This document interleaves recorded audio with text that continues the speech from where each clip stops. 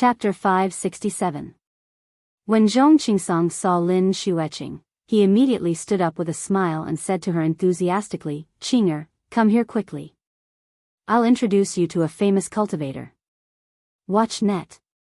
This is the head of the Yin-Yang sect in Mount Wuhua, Zheng Yuan. This is his beloved disciple, LV Fengping."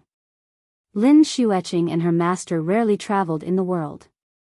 Except for the last time they had participated in the tea art competition, she had almost no contact with outsiders. Therefore, she had developed a solitary, arrogant, and conceited temperament. But even though she rarely went out, she still knew something about Zheng Yuan. She glanced at him and suddenly asked, "Are you Zheng Yuan?" When Zhong Qingsong heard Lin Xueqing's rude words, his face changed and he scolded, "****, how can you say that?" Zheng Yuan stroked his white beard with a smile and said, "It doesn't matter, young people." As he spoke, he took out a jade thumb ring from his bosom and handed it over with a smile. "I came in a hurry, so I didn't bring any decent gifts. Your master and I are best friends, so this is just a small gift. Wear it and play with it." At a glance, Lin Xueqing saw that the jade ring was emerald green and had no flaws. It was obviously a rare treasure. She felt strange in her heart, but she didn't take the jade ring. Instead, she asked, "Zhenren, I heard that your reputation doesn't seem to be very good." Zheng Yuan and Zhong Qingsong's expressions changed at the same time. Zhong Qingsong shouted angrily, "Qing'er, how dare you? Zhenren is my savior. How can you speak to him like that?" Zheng Yuan's expression changed at first, and a trace of resentment flashed in his eyes. But it disappeared in a flash, and soon his face was full of a kind and magnanimous smile. He stroked his beard and said with a smile, "It doesn't matter. It's normal for some people in this world to misunderstand me." Ding Nan, who was standing to the side, also seized the opportunity and said with a charming smile, "Most rumors are untrustworthy. It's human nature to be jealous of those with talent." Zhong Qingsong quickly said, Yes, Zhenren Zheng's ability is so great that it will naturally arouse the jealousy of others." Seeing this, Lin Xueqing couldn't help but think of some rumors about Li Yundong. She agreed with them in her heart, so she didn't say anything more. However, she didn't take the jade ring either. Instead, she asked, "Forget it, let's not talk about this. Jianghu rumors are indeed not credible. However, I can't accept this jade thumb ring. As the saying goes, there's no such thing as an undeserved reward. I'm going to take your things. If you have any requests later, it's fine if Master and I can do it, but if we can't, then it's hard to say. As the saying goes, one's mouth softens when fed, but one's hands are short when taken, isn't that right?" Lin Xueqing was so sharp-tongued that Zheng Yuan's face turned blue and red. Zhong Qingsong was so angry that he pulled her to him and scolded her in a low voice, "Qing'er, what's wrong with you today? Did he take the wrong medicine? Is this how I taught you to treat people?" Zheng Yuan suppressed his anger and waved his hand with a smile. "Brother Zhong, you don't have to teach her a lesson. Your disciple is a straightforward person." "Good, I like this kind of person. However, your disciple is right. I didn't come here for nothing this time. I have something to ask of you." Zhong Qingsong glared at Lin Xueqing, as if he was going to settle accounts with her later. He turned his head and said to Zheng Yuan with a smile, "Zhenren, if there's anything you need, just tell me. I will definitely do it if I can." Zheng Yuan smiled and said, "I've always heard that you are a good alchemist, and your alchemy skills are only inferior to Wan Jinyuan, the master of the Gazao sect. You also have a large number of production channels for medicinal materials. My beloved disciple has just finished the Zhuji phase recently and has eaten up all the panaceas she had stored before. So this time, I want to ask you to replenish them." When Zhong Qingsong heard this, he suddenly looked embarrassed. He hesitated for a moment, and Zheng Yuan immediately said, "What's wrong, Brother Zhong? Is there anything you can't do? If there is, just tell me. I will definitely not embarrass you." Zhong Qingsong quickly said with a smile, "To tell you the truth, Jinren Zheng. Recently, all the medicinal materials on hand have been sold out. I don't have any in stock, so I haven't been able to refine any pills. However, I still have a bottle of Shinshao powder. I don't know if Jinren Zheng will like it. Jing Yuan's face was full of astonishment. You've sold all of them? Brother Zhong, are you kidding me? As far as I know, all the medicinal materials near Mount Huangshan are in your hands. How can you not have any in stock? Which pharmaceutical factory has such a big appetite to swallow all of your stock in one gulp? Zhong Qingsong shook his head and said, Jinren Zheng, I really don't have any left. As for who bought it, I can't say. But please believe me, if there is, I will definitely give it to you with both hands. Jing Yuan was greatly disappointed and shocked. Zhong Qingsong's heart was full of guilt. He tentatively said, Jinren Zheng, why don't you take my Shinshao powder for now? After a while, I'll definitely bring the refined pills to visit Mount Wuhua. Is that okay? Jing Yuan thought to himself, humph, what's the use of a body-strengthening pill like Shinshao powder? Zhong Qingsong must be hiding something from me. Seeing that Zhong Qingsong was unwilling to let go, Jing Yuan decided to be a good person to the end.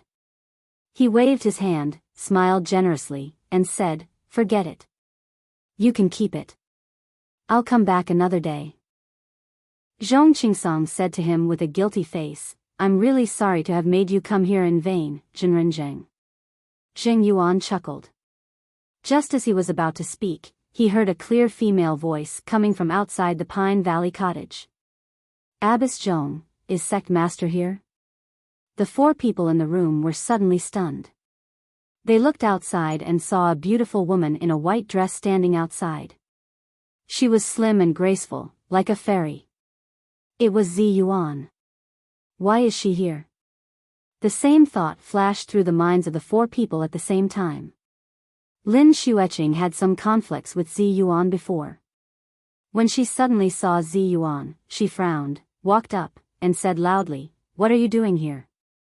In the face of Lin Xueqing's rude questioning, Zi Yuan quickly glanced around, as if she was looking for the backs of Su Chan and the others.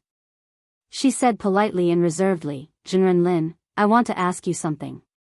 Lin Xueqing frowned and asked, what is it? Zi Yuan said, did Li Yundong come to Mount Huangshan with you? Lin Xueqing opened her mouth and blurted out, yes, what's wrong? Zhong Qingsong, who was standing to one side, suddenly frowned and secretly glared at Lin Xueqing, but Lin Xueqing acted as if she hadn't seen it. Zi Yuan asked again, then where is Li Yundong now? Is he with Sect Master Wan? Did anyone else come to see him? Lin Xueqing said straightforwardly, no, they. Zhong Qingsong immediately interrupted, they're not here. Sect Master lives deep in Mount Gazao. How could he be in Mount Huangshan? I think you must be mistaken, Zi Yuan. Lin Xueqing was stunned, but soon understood that her master didn't want to reveal Wan Jinyuan's whereabouts. She quickly changed her words and said, yes, they're not here. Zi Yuan saw that the master and disciple were vague and evasive. It was obvious that they were hiding something. She became suspicious and glanced at Jing Yuan and Ding Nan again. She saw that although Jing Yuan was looking at her with a smile on his face, his eyes were full of vigilance. He couldn't help touching his cuffs, as if he was eager to take action as long as she was in trouble. Zi Yuan's heart trembled. She quickly changed the topic and asked Ding Nan, I haven't seen you for a while. I didn't expect you to have reached the Zhuji phase. Congratulations. Ding Nan looked at her strangely and said coldly, thank you. Zi Yuan asked again, have you seen Li Yundong? When Ding Nan heard the name Li Yundong, her heart trembled slightly. She shook her head and said, no. Seeing that Ding Nan didn't seem to be lying, Zi Yuan suddenly had many questions in her heart, but she asked again, have you seen Su Chan and Zhou Qin? As soon as Ding Nan heard the name Zhou Qin, she sneered and gritted her teeth. Zhou Qin? No, if you see her, you must tell me where she is. I want to have a good time with her. Zi Yuan frowned slightly and thought to herself, strange, where did they go? Lin Xueqing clearly asked Li Yundong to go to Pine Valley Cottage to find Wang Jinyuan. Seeing that Zi Yuan was silent, Zhong Qingsong said, Jinren Zi Yuan, if there's nothing else, please forgive me for not entertaining you. Seeing that he had asked her to leave, Zi Yuan had no choice but to say helplessly, Abbess Zhong, if you see Li Yundong or Su Chan, you must tell me where they are. Zhong Qingsong smiled slightly and said, okay. Zi Yuan bowed slightly to him, looked around unwillingly, and soon turned into a beam of blue light and flew away. Zheng Yuan, who was standing to one side, saw that Zhong Qingsong and Lin Xueqing both breathed a sigh of relief when they saw Zi Yuan leave. He suddenly became suspicious, but he had always been shrewd, so his face remained calm.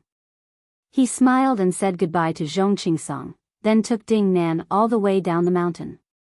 When the two of them went down the mountain, Ding Nan said to Zheng Yuan unwillingly, Master, did we come all the way in vain? Did we return empty-handed? Zheng Yuan lowered his head and pondered all the way, as if he was thinking about something. He raised his hand and motioned for Ding Nan not to speak. Zheng Yuan stood on the mountain road and lowered his head to ponder for a while. Suddenly, he raised his head and looked up at the sky. Although the sky was clear, it was densely covered with clouds, especially in the direction of Tiandu Peak. The clouds were dense with colorful clouds, like dragons and tigers, and the top of Tiandu Peak was even more colorful. Zheng Yuan's heart skipped a beat, as if he had thought of something.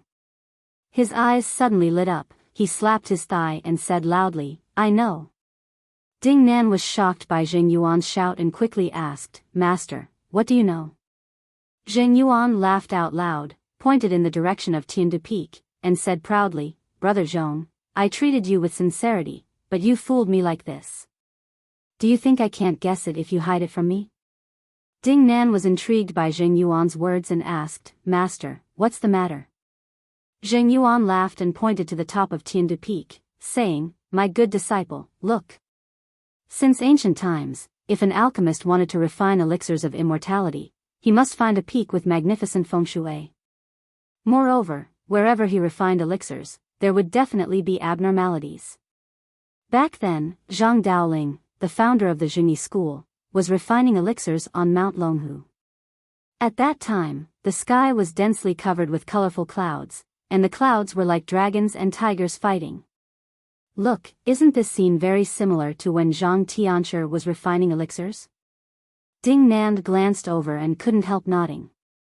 However, she had been cultivating for some time and had completed the Zhuji phase. She was no longer an ignorant person who knew nothing about cultivation like before. She said curiously, but when cultivators refine elixirs and build the Zhuji phase, there will also be such abnormalities. Zheng Yuan clapped his hands and said, You're right. But think about what Zhong Qingsong, Lin Xueqing, and Zi Yuan said before. People like Zhong Qingsong usually hoard a large number of medicinal materials in their hands so that they can refine elixirs themselves. But why were they suddenly swept away? Humph, someone must be refining a peerless elixir of immortality, so they need to consume a huge amount of medicinal materials. This is why all the medicinal materials in his hands have been taken away. Zheng Yuan's eyes flickered and he said, Moreover, Lin Xueqing and Zhong Qingsong were evasive in their words before. It's obvious that they're hiding something. They obviously met Li Yunyang and Wang Jinyuan, but they said they didn't. This means that they're hiding their whereabouts. But why did they have to hide the whereabouts of these two people? What is it that cannot be told to others? Zheng Yuan's face showed a cunning and confident smile.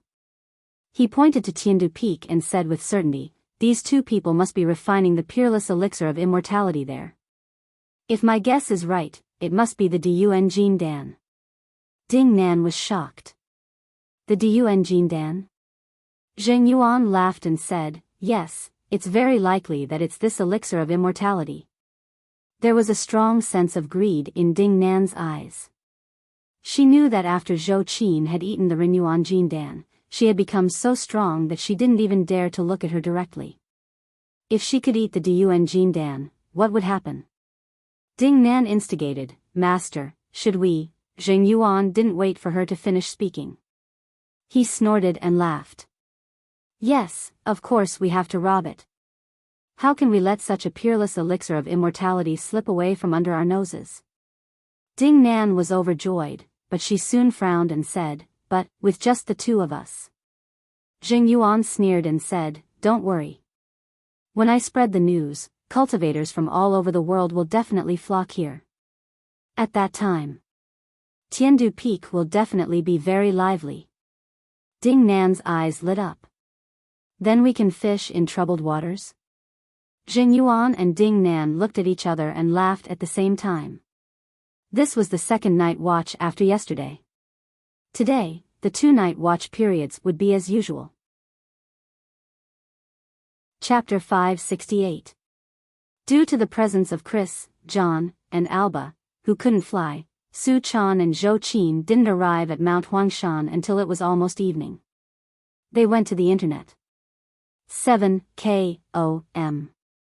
Although Chris, John, and Alba couldn't fly, with the help of Su Chan and Zhou Qin, they successfully sneaked into the closed tourist attraction of Mount Huangshan. It was the first time for Chris, John, and Alba to see Mount Huangshan, which was known as the first mountain in the world. Although it was evening, the magnificent Mount Huangshan seemed to be covered with a layer of red gauze under the blood-red setting sun, still showing a different kind of charm and boldness. Chris and the others were so amazed that they almost forgot why they had come. They all opened their eyes wide and took pictures of the scenery with their cameras in their hands. However, Zhou Qin and Su Chan didn't have the leisure to travel, especially Su Chan. She looked around and said to Zhou Qin, Sister Zhou Qin, where is this Pine Valley cottage? Zhou Qin looked up and saw a map sign not far away. She quickly approached it, glanced at it, and said, we are now in the Yuping Scenic Area. Pine Valley Cottage is in the Pine Valley Scenic Area, which is quite far from here.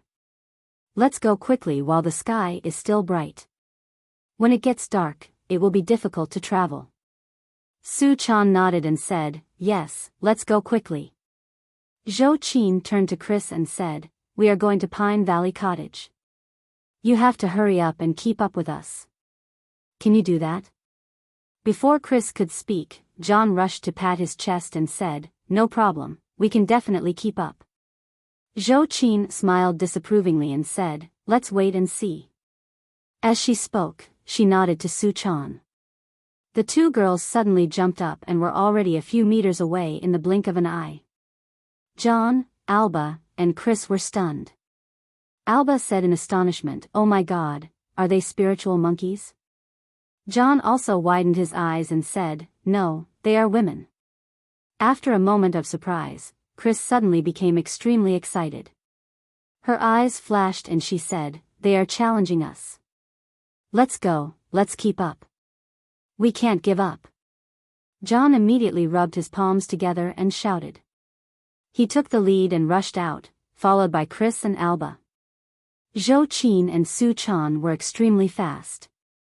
Zhou Qin was usually running wildly on the stone steps of the mountain road like a cheetah. Su Chan, on the other hand, had a light body. From time to time, she would jump and climb, choosing the shortest distance to jump. She was really like a nimble fox. At first, Chris and the others could barely keep up, but soon, they could only look at Su Chan and Zhou Qin's backs and sigh, especially Alba. Although she was the cheerleader of the University of Pennsylvania, she was, after all, a delicate girl. After running for a few miles, she felt like her lungs were about to explode.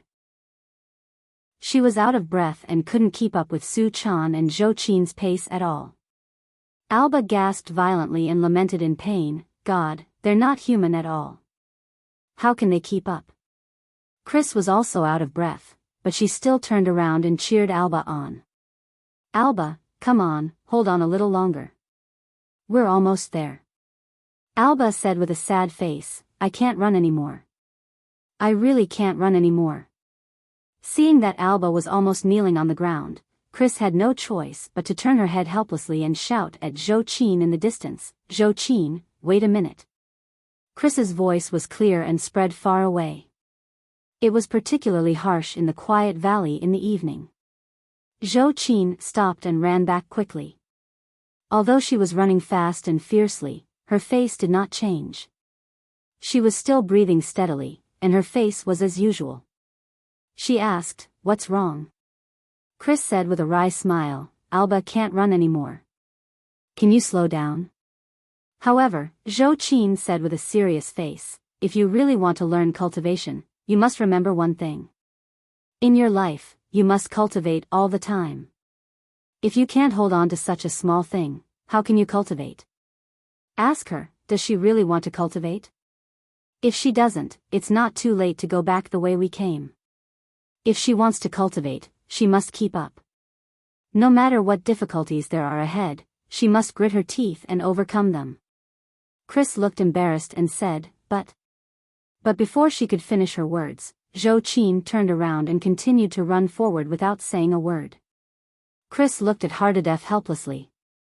Hardadef shrugged his shoulders, helped Alba up, and said, "Forget it, I'll take her with me.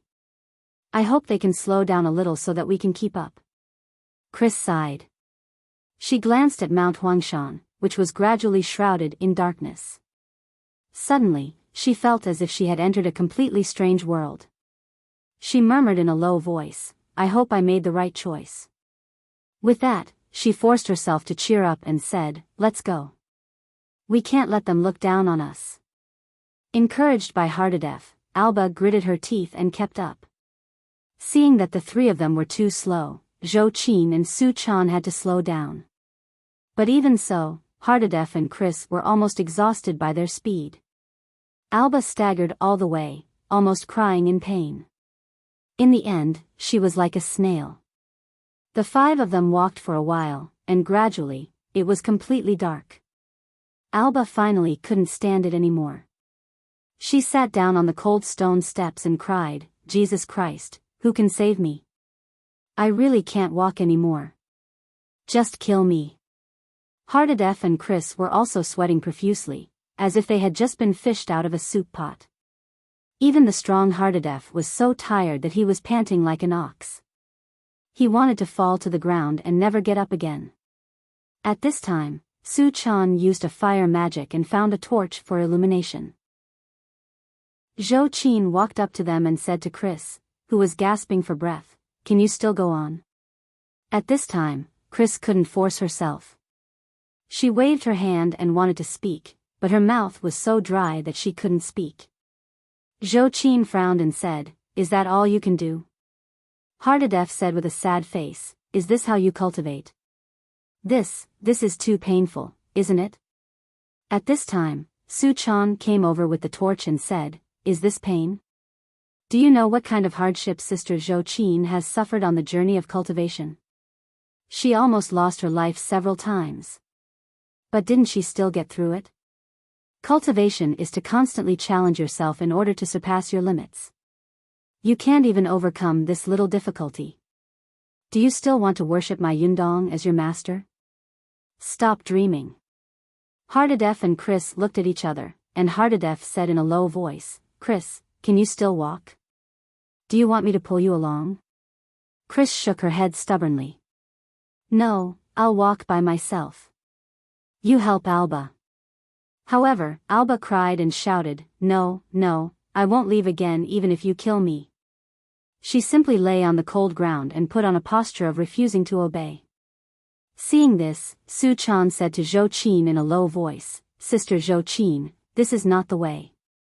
When will it take?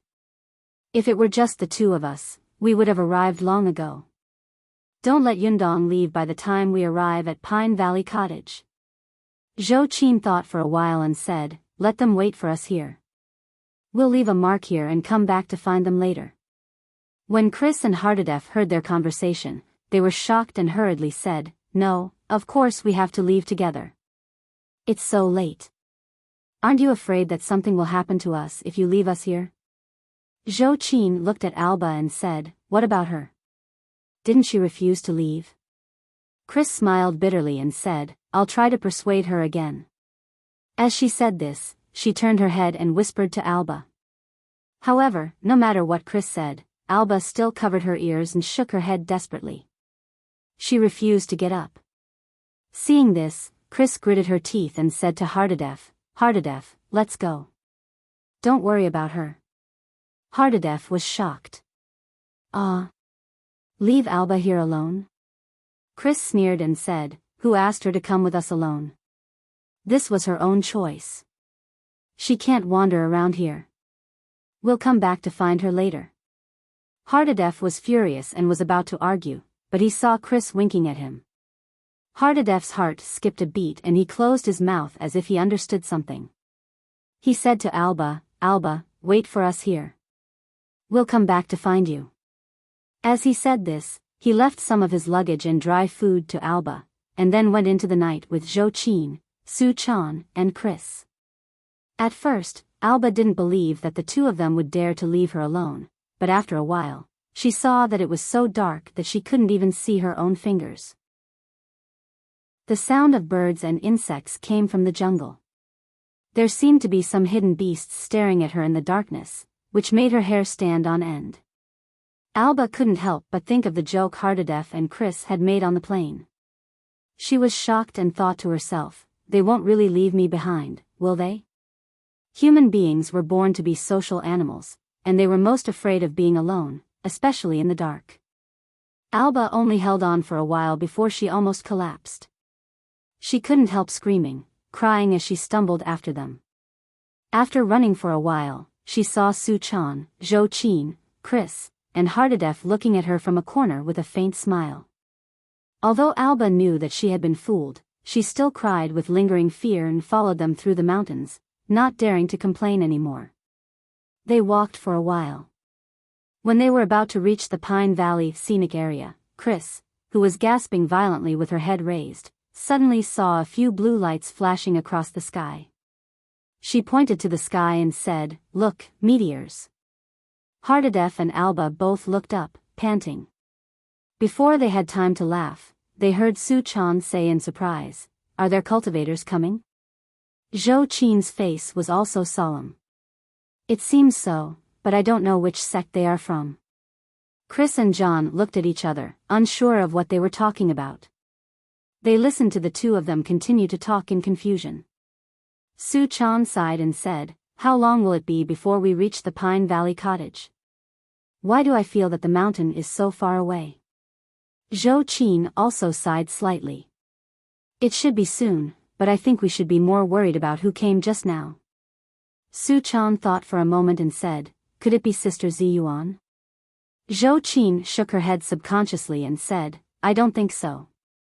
If it were her, she would have either arrived a long time ago or not come at all. She wouldn't have arrived just now." As soon as she finished speaking, she heard a cold snort coming from the dark forest not far away. Chris and Hardadef immediately looked in the direction of the voice nervously and shouted with hostility, "Who's there?"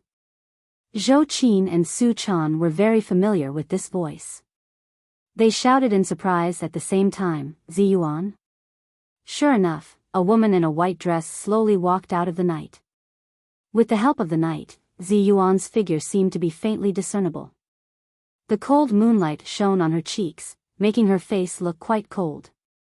It was completely unlike her usual gentle and peaceful self. Su Chan and Zhou Qin looked at each other and smiled embarrassedly, like two children who had done something bad and had been caught by their parents. Su Chan smiled awkwardly and said, "Sister Ziyuan, why are you here?" Ziyuan glared at her angrily, then quickly glanced at Zhou Qin and shouted in a low voice, "Why am I here? I should be asking you. Didn't Li Yundong tell you not to follow me? Why didn't you listen to him?" Zhou Qin's heart skipped a beat, and she said shamelessly, "Aren't you here too?" Ziyuan said angrily, "I'm here to chase you back." Zhou Qin braced herself and said, "Isn't the result the same? You're here anyway." Ziyuan said angrily, "You." Seeing that things were not going well, Su Chan quickly tried to smooth things over. "Sister Ziyuan, don't be angry. We know we were wrong, but things have come to this, so let's not talk about it anymore. Have you found Yundong?" Ziyuan snorted, turned her face away, and said, no. Seeing that Zi Yuan was no longer entangled in this matter, Zhou Qin secretly breathed a sigh of relief. She also took the opportunity to get out of the situation and said, "Were there a few cultivators flying in the sky just now?" Although Zi Yuan was unhappy, she didn't want to have a bad relationship with Zhou Qin, so she said, "It should be. I think they went in the direction of Pine Valley Cottage. I went to Pine Valley Cottage before and found Lin Xueqing, the disciple of the master of Pine Valley Cottage, but she said that Li Yundong and Wang Jinyuan were not here." "What?" Su Chan and Zhou Qin exclaimed in unison. Zi Yuan frowned slightly and said, "I also think it's very strange. I always feel that the two of them are lying and hiding something." Su Chan thought for a moment and said, "Why don't we go to Pine Valley Cottage again? Maybe it was Yundong and Master One just now." Zi Yuan thought for a moment and said, "Well, let's do that. Anyway, this place is not far from Pine Valley Cottage." As she said this, she looked at Chris and the others with a kind smile on her face and said, "It's not easy for you to get here. Can you hold on a little longer?" John, Chris, and Alba looked at each other. Chris gritted her teeth and said, "No problem." Zi Yuan nodded and took the lead to continue walking forward. After walking for about half an hour, they finally arrived near Pine Valley Cottage. Chris and the others felt so tired that their bodies were about to fall apart. They fell to the ground like a pool of mud. Just as Zi Yuan, Su Chan, and Zhou Qin were about to help them up, they suddenly heard a voice coming from the direction of Pine Valley Cottage. The three of them were shocked. They looked at each other and jumped to the side of Pine Valley Cottage. Under the cover of the dense jungle and the cold moonlight, they looked in the direction of Pine Valley Cottage. At the gate of Pine Valley Cottage, Zhong Qingsong looked at Zheng Yuan in surprise and asked, "Zhenrenzheng, why are you back?" Zheng Yuan laughed and said, "Brother Zhong, you are not kind." Zhong Qingsong asked curiously, "Zhenrenzheng, what are you talking about? How am I not kind?" Zheng Yuan looked at Zhong Qingsong with a faint smile and said, "Master Wan is refining pills on Tiandu Peak. It's such an important thing, but you didn't tell me. Do you think you are kind?" Zhong Qingsong was shocked. "Zhenrenzheng, what do you mean? How could Master One be here?" Zheng Yuan laughed and said, "Are you still reluctant to tell me? Humph, I've been treating you as a friend in vain." After that, he suddenly took out a jade rui from his long sleeve and shouted, "Zhong Qingsong." As soon as his voice fell, a few ferocious ghosts flew out of the jade rui and pounced on Zhong Qingsong with a roar. Zhong Qingsong was shocked. Just as he was about to turn around and run away, he saw Lin Xueqing looking at him in horror. Zhong Qingsong only had time to shout at Lin Xueqing, "Run," before his soul was dragged out of his body by Zheng Yuan's Hell Wuzhang enchanting jade. Zheng Yuan took Zhong Qingsong's soul away in the blink of an eye. He looked at Lin Xueqing, who was stunned with a grim smile on his face. Just as he was about to call out the soul again, he suddenly found that Lin Xueqing's eyes seemed to have found a glimmer of hope in a desperate situation. She looked behind him with ecstasy. Zheng Yuan's heart skipped a beat. He turned his head and saw three beautiful women with frightened faces in the jungle. They were Zi Yuan, Su Chan, and Zhou Qin. When Zheng Yuan saw the three of them at a glance, his heart suddenly shook. He knew that these three women had always been close to Li Yundong. Since they had appeared, Li Yundong must be nearby. Among the three women, Su Chan and Zhou Qin had the closest relationship with Li Yundong. He could capture them and use them to threaten Li Yundong. Zi Yuan was the strongest. As long as he defeated her in one fell swoop, he would definitely be able to capture the remaining two easily. Thinking of this, Zheng Yuan grinned and no longer cared about Lin Xueqing. He shouted at Zi Yuan, "Zi Yuan." As soon as his voice fell, the ghosts in the Hell Wuzhang enchanting jade roared and rushed toward Zi Yuan. Chapter 569. Zheng Yuan shouted loudly, making Su Chan and Zhou Qin feel as if their souls were about to fly out of their bodies. Zi Yuan was so scared that she shivered all over. Even though she was usually calm and composed, when she suddenly saw the Hell Wuzhang enchanting jade pouncing on her, she couldn't help but turn pale with fright. In an instant, she flew far away. Go to the internet. 7 K.O.M. Zheng Yuan, on the other hand, wanted to catch Zi Yuan first, and then catch Zhou Qin and Su Chan, so he immediately chased after her. Zheng Yuan's Hell Wuzhang enchanting jade was an extremely vicious, powerful magical weapon. It was unstoppable when used when others were caught off guard. However, Zi Yuan happened to have seen him use it before, so she was on guard. Moreover, she was one of the few cultivators in the cultivation world who had studied powerful magical weapons and magic very well, so she knew the shortcomings and advantages of the Hell Wuzhang enchanting jade. Zi Yuan's figure flashed far away in an instant. As she dodged the roaring undead and Zheng Yuan, she quickly sent a voice transmission to Su Chan, "Su Chan, take Zhou Qin and Chris and run." The weakness of this Hell Wuzhang enchanting jade is that it can only capture one person's soul at a time, and it can only lock onto the target within 50 feet. I'll hold Zheng Yuan back now. You guys run. Su Chan was stunned and quickly told Zhou Qin what she had said. Although Zhou Qin was still in a state of shock, she was, after all, a lady from a noble family who had seen great storms. She took a deep breath and immediately calmed down. She thought quickly and said, "No, Zi Yuan can't handle it alone." Since Zi Yuan said that Zheng Yuan's powerful magical weapon can only target one person at a time, why don't Zi Yuan be in charge of luring the enemy while you and I attack from the side? Su Chan was stunned for a moment, then her eyes lit up and she said loudly, "Good idea."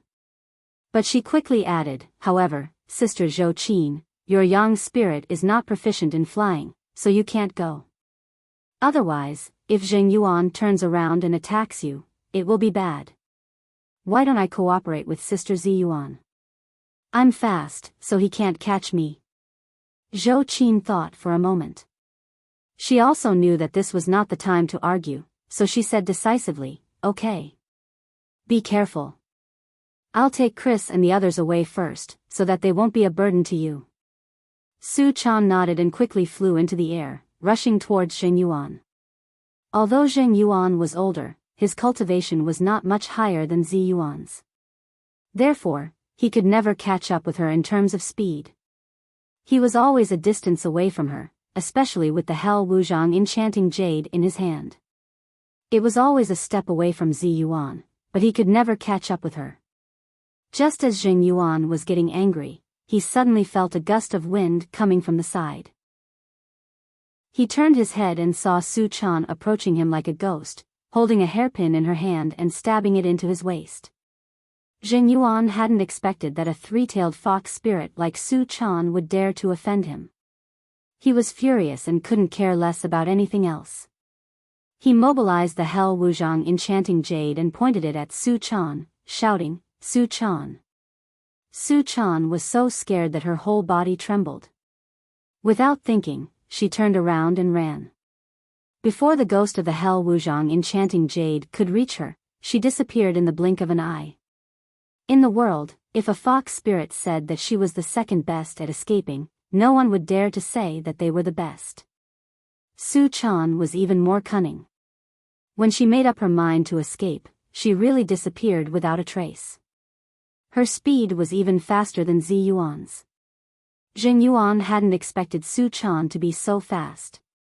He was stunned for a moment. The ghost of the Hell Wuzhang enchanting jade whistled past him and chased after Su Chan. At this time, Zi Yuan also came to her senses in the distance. After the Hell Wuzhang enchanting jade had flown far away, she immediately drove her ninth heaven Zi Yuan's silk to attack Zheng Yuan. Only then did Zheng Yuan realize that this was their guerrilla tactic of, when the enemy advances, I retreat, when the enemy retreats, I advance. Feeling ashamed and angry, he immediately gritted his teeth and controlled the Hell Wuzhang enchanting jade to fight with Zi Yuan's powerful magical weapon. For a moment, the three of them were engaged in a fierce battle in midair. Zi Yuan and Zheng Yuan were fighting from a distance. As soon as she saw the ghost pouncing on her, she turned around and ran away. When the distance was wide enough, Su Chan suddenly appeared and attacked Zheng Yuan fiercely. Although Su Chan's cultivation was not high, she was still a cultivator in the Zhuji phase. Moreover, she was attacking the vital parts. If Zheng Yuan was hit, he would definitely not be able to bear it. However, Zheng Yuan didn't have enough powerful magical weapons at hand, so he couldn't fight two people at the same time. If he concentrated his strength on one person, the other would take advantage of it. Lin Xueqing, in particular, had also recovered from the grief of losing her master. She let out an angry roar and rushed forward like crazy. For a moment, the four of them were fighting back and forth in the air. At this time, Zhou Qin quickly returned to Chris, John, and Alba and said to them, "Let's go." Chris and the other two had no idea what was going on. John asked blankly, "What happened?" Zhou Qin urged anxiously with a sullen face, "Don't ask. If you want to live, leave quickly." Chris raised her head and looked at the four people fighting in the air with the help of the moonlight. She was stunned, and for a moment, her feet seemed to have been rooted to the ground and she couldn't move at all. Alba also asked with a blank face, "What happened?" As soon as she finished speaking, a thunderous roar suddenly came from the sky. It was Zheng Yuan, who had seen through Lin Xueqing's anger and eagerness for revenge. With a loud roar, the Hell Wuzhang enchanting jade instantly locked onto her figure, rushed into her body, and hooked out all her 3 souls and 7 spirits. As soon as Lin Xueqing's soul was gone, her body immediately fell straight to the ground, right in front of Alba with a bang, and was badly mutilated. Alba was so shocked that her body froze. She touched her face with trembling hands, only to see a few drops of hot blood stuck to her face, which was scarlet and ferocious. Alba couldn't help but let out a shrill scream. As if she had infinite strength, she turned around and fled. Although Chris was also trembling with fear at the scene in front of her, she was still calm and quickly shouted, "Alba, don't run around." Alba, on the other hand, was so frightened that she had lost her mind. She ran all the way in extreme panic and kept falling down. After falling down, she got up in a hurry and then fell down again. Chris stamped her feet and immediately chased after her. John hurriedly shouted, "Chris!" Zhou Qin saw that although they were running away in panic, they had finally moved. She shouted at John, "Stop shouting and catch up with them." John seemed to wake up from a dream and hurriedly chased after them. Of the 4 of them, one was running desperately in front, while the other 2 were chasing after her desperately. Zhou Qin was looking around vigilantly, chasing after her while retreating. Under the stimulation of death, people could always stimulate their infinite potential. Alba, who had been so tired that she was about to collapse, was running like crazy at this time, as if she didn't know fatigue. She ran wherever she could, and in a panic, she ran into the Huangshan cableway. By the time Chris and John, who were chasing after her, came to their senses, they had already run into the Huangshan cableway. They were halfway up the mountain, and the strong wind was blowing around them. The chains of the cableway were clanking, and they felt as if they were stepping on waves and would be knocked down at any time. Chris and John grabbed the chain of the ropeway in horror and shouted at Alba, "Alba, stop. Do you want to die? Look around." At this time, Alba's potential had been overdrawn. When she heard the shouts of Chris and John, she immediately stopped and looked around blankly. She saw that on one side of her was a steep cliff, and on the other side was a dark abyss. She was in a steep, high-altitude cableway. Alba gasped violently and stuck her head out of the cableway to take a look. She saw that there was an abyss under her feet, like the bloody mouth of a demon, which would swallow her at any time. Especially at this time, a gust of wind blew, causing the cableway to sway like a huge wave, almost throwing Alba over. Alba was so shocked that her legs went soft. Her body involuntarily tilted and she fell down the cliff. When Chris and John saw this, they screamed in horror and collapsed on the ropeway. Behind them, Zhou Qin's heart suddenly tightened. She gritted her teeth and rushed over. Like a startled swan, she quickly flashed to Alba's side. At this time, Alba's body had already fallen out of the cableway. Without thinking, Zhou Qin immediately jumped out of the cableway and grabbed Alba's arms with both hands as if she were fishing for the moon. Then, she hooked her ankle hard on the iron chain of the cableway and stabilized her body. Zhou Qin grabbed Alba by a hair's breadth and hung upside down on the cableway. She gritted her teeth, shook her wrist, and shouted, "Go up!" Alba was immediately thrown onto the cableway like a sandbag. Chris and John saw it accurately, so they reached out at the same time and hurriedly caught Alba. At this time, Alba was already scared out of her wits. She was trembling all over, her limbs trembling, and she couldn't even stand up. Chris and John saw that Zhou Qin, who was hanging upside down on the cableway, suddenly turned and jumped up from under the cableway like a swallow. Americans worshipped heroes the most. Although Chris and John were still in shock, they couldn't help but exclaim in admiration and surprise. Their eyes involuntarily showed strong worship. But before they could speak, they heard a burst of sparse applause coming from the end of the cableway.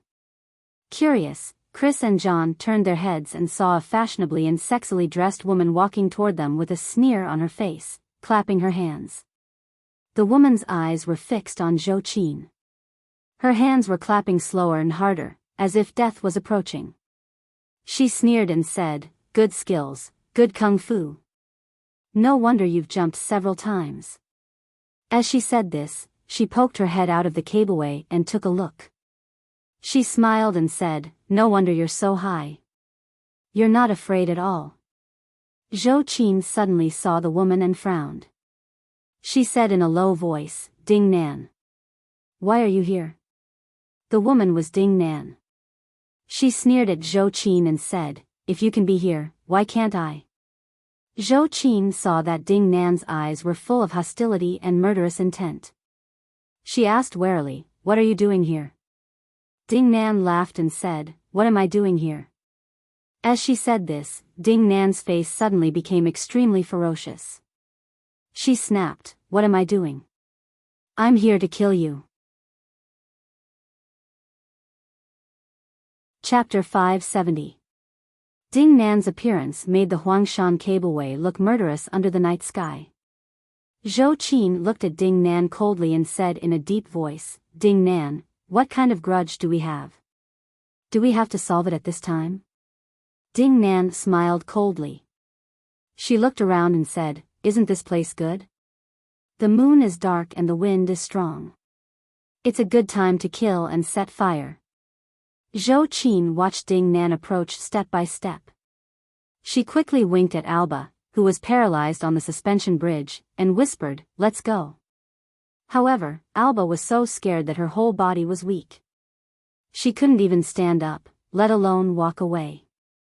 She had almost died just now, and at this moment, she was holding the iron chain desperately and refused to let go. How could she move at all? Zhou Qin frowned and shouted to Chris and Hardadef, "Take her and leave." Chris and John looked at Ding Nan blankly, and then at Zhou Qin. It seemed that they couldn't understand why the two sisters, who had been inseparable in the past, had suddenly turned against each other. Go to the internet. Zhou Qin saw that the two of them were also staring at her blankly. She immediately shouted and roared, "Are you deaf? Go. Do you want to die?" Chris and John were shocked by Zhou Qin's words. They subconsciously wanted to help Alba stand up, but Ding Nan laughed and said, "You want to leave? Did you ask for my permission?" After that, a golden light flashed in her hand, and a golden electric light pierced toward Chris. Zhou Qin's pupils suddenly shrank, and her hand quickly reached for her waist. With a swoosh, the Vulcan's whip, like a poisonous snake, swung toward the golden light. With a snap, the Vulcan's whip accurately hit the golden light in the air, making a crisp sound like a firecracker. The golden light was hit and suddenly shook. It spun a few times and flew toward Ding Nan, then stopped steadily beside her. It was a golden hairpin, which was Imo Ashi's threaded hairpin of soul traversal. Zhou Qin stared at the threaded hairpin of soul traversal beside Ding Nan with vigilance. She said with some surprise, "You've reached the Zhuji phase? Is this your powerful magical weapon?" Ding Nan laughed out loud and said proudly, "Zhou Qin, do you think that I will always be like a shadow, always following behind you and being overshadowed by your light? Humph, let me tell you, sooner or later, Ding Nan will surpass you, defeat you, and trample you under my feet. I'll let you have a taste of the humiliation I suffered back then." Zhou Qin looked at her former classmate and friend in front of her with a complicated look in her eyes. She suddenly had a sense of vicissitudes of life, as if the days when she and Ding Nan were inseparable from each other on campus were swaying before her eyes in a trance, vivid in her mind, as if they were within reach. But Ding Nan in front of her looked so familiar, but Zhou Qin felt so strange. It wasn't that Zhou Qin didn't know that they would eventually become enemies, that they would eventually turn against each other, and that they would eventually become mortal enemies. But she hadn't expected that this day would come so quickly and so suddenly. Zhou Qin shook her head secretly and sighed softly. "Ding Nan, why are you doing this?" As she said this, she took a deep breath, and a cold light bloomed in her eyes. She said, "Let them go. Don't involve them in the grudge between the two of us." Ding Nan smiled coldly. "Have you ever thought about the grudge between you and Zhao Yujin? Don't you want to drag me into it?" As she said this, she suddenly opened her eyes and pointed at Chris and the others. The threaded hairpin of soul traversal beside her suddenly turned into countless golden lights, rushing toward Chris, John, and Alba like a torrential rain. At this time, Chris and the others saw countless golden hairpins suddenly appear in the air and stab them. Any one of them would definitely make a bloody hole in their bodies. The three foreigners had come from a foreign country. They hadn't expected that their cultivation journey, which they thought would be smooth sailing, would turn out to be such a terrible thing. Just when they thought that they were going to die, they suddenly heard the sound of the wind whistling in their ears. Then, a fiery red snake quickly flew in front of them, forming an impenetrable barrier that firmly blocked the threaded hairpin of soul traversal. However, after the threaded hairpin of soul traversal was blocked and scattered in all directions, it quickly turned back and quickly jumped up along the Vulcan's whip in Zhou Qin's hand. Like a small snake swimming along the vines, it quickly attacked Zhou Qin's wrist. Zhou Qin frowned and immediately shook her wrist. With a swoosh, the long whip in her hand shook straight like a long spear. In an instant, a strong Yuanyin qi was penetrated through the whip, and it shook the threaded hairpin of soul traversal that was swimming along the long whip into pieces. The fight between Zhou Qin and Ding Nan only lasted for a split second. Chris, John, and Alba saw the golden light and the red light in front of them fighting. The scene was even more thrilling and exciting than a Hollywood blockbuster.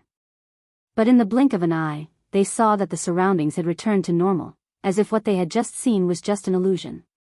John was tongue-tied and stammered, "God, are all the people in China superhuman?"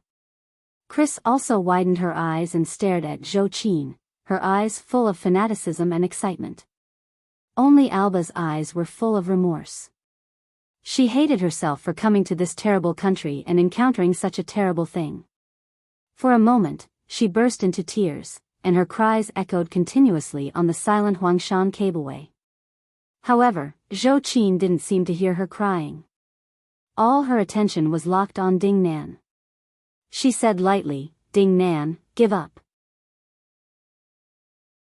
Go back and cultivate for a while before coming back. You are no match for me. With my Vulcan's whip in hand, you are already no match for me. When I take out the Qiyue, you will definitely die." Ding Nan didn't buy it at all. She sneered and said, "Who said I was going to fight with you? Do you think I'm a fool?" As she said this, she smiled coldly. The threaded hairpin of soul traversal beside her suddenly flashed and instantly flew more than 10 meters behind Zhou Qin. The golden light flashed a few times, and there was a clanging sound of iron cutting in the distance. Zhou Qin was shocked and said angrily, "Ding Nan, you are too vicious." However, Ding Nan laughed and said, "I'm vicious? When you pushed me down the stairs, did you ever think about how vicious you were?" At this time, Zhou Qin had no time to defend herself. The connection of the cableway more than 10 meters behind her had been completely cut off by the threaded hairpin of soul traversal. Even if she used the Vulcan's whip, it would be too late for her to stop it. Just as the threaded hairpin of soul traversal cut off the last iron nail of the cableway behind Zhou Qin, she suddenly felt her body sink down. Zhou Qin's mind raced, and her reaction was astonishingly fast. At this time, she was not proficient in flying, and there was the threat of Ding Nan in front of her. Therefore, she immediately shook her wrist, and the tip of the whip quickly wrapped around the rock behind her. At the same time, she shouted to Chris and the others, "Hold on." As soon as she finished speaking, the cableway under her feet suddenly fell. Chris, John, and Alba let out a shrill scream at the same time and fell into the abyss like meteorites. Zhou Qin was quick to react. She reached out and grabbed Chris with a snap. Chris also grabbed Hardadef. When Hardadef saw a person falling next to him, he also subconsciously grabbed Alba's clothes. The four of them hung in the air like a string of gourds, swaying back and forth against the cliff wall as if they were swinging back and forth. Although Zhou Qin's Jindan body was stronger than ordinary people's, she still felt a little overwhelmed by supporting the strength of 3 adults with one hand. What's more, at this time, they were facing a powerful enemy. Her hands were tied, so she had no power to fight back. Zhou Qin gritted her teeth and immediately used the strength of the 4 of them to swing back and forth. She suddenly swung her hand and shouted, "Go up!" With this swing, Chris, John, and Alba were thrown into the air like sandbags. They were dislocated one after another. Alba fell on the cableway behind Ding Nan. The pain made her limbs feel like they were about to fall apart. She lay on the cableway and kept crying for a while. Chris's body was still in the air when she discovered that there was a pine tree sticking out from a crack in the rock in front of her. She immediately reacted quickly and used both hands to hug the tree trunk, stopping her body in midair. As soon as she held the tree trunk firmly, she saw John flying past her. Chris immediately reached out and grabbed him. However, John was tall, strong, and heavy. The pine tree on the cliff had to bear the strength of 2 people at once, and it suddenly made a creaking sound. It was so horrible that it made people's hair stand on end. Chris and John, who were still in a state of shock, felt their hair stand on end. At this moment of life and death, the 2 of them stared blankly at the pine tree that was breaking apart bit by bit. Their eyes stared fixedly at the roots that were being pulled out of the cracks bit by their strength. At this moment, they could smell the sinister breathing of the Grim Reaper. John suddenly turned his head, and his voice became extremely calm. He said to Chris, "Chris, promise me one thing." An ominous thought flashed through Chris's mind. She immediately said in horror, "No, John, what do you want to do?" Hardadef looked at Chris with incomparable seriousness and said, "Chris, you're the smartest and have the best qualifications. Master will definitely take you as a disciple. If you also go to heaven in the future, if you have the chance, you must tell me, what kind of feeling is cultivation?" As he said this, John smiled slightly at Chris and suddenly let go of his hands. Chris suddenly let out a heart-wrenching scream. "No!" She suddenly reached out and tried to grab John, but she grabbed his sleeve and tore it off with a ripping sound. John's body still fell, and in the blink of an eye, he was swallowed up by the abyss.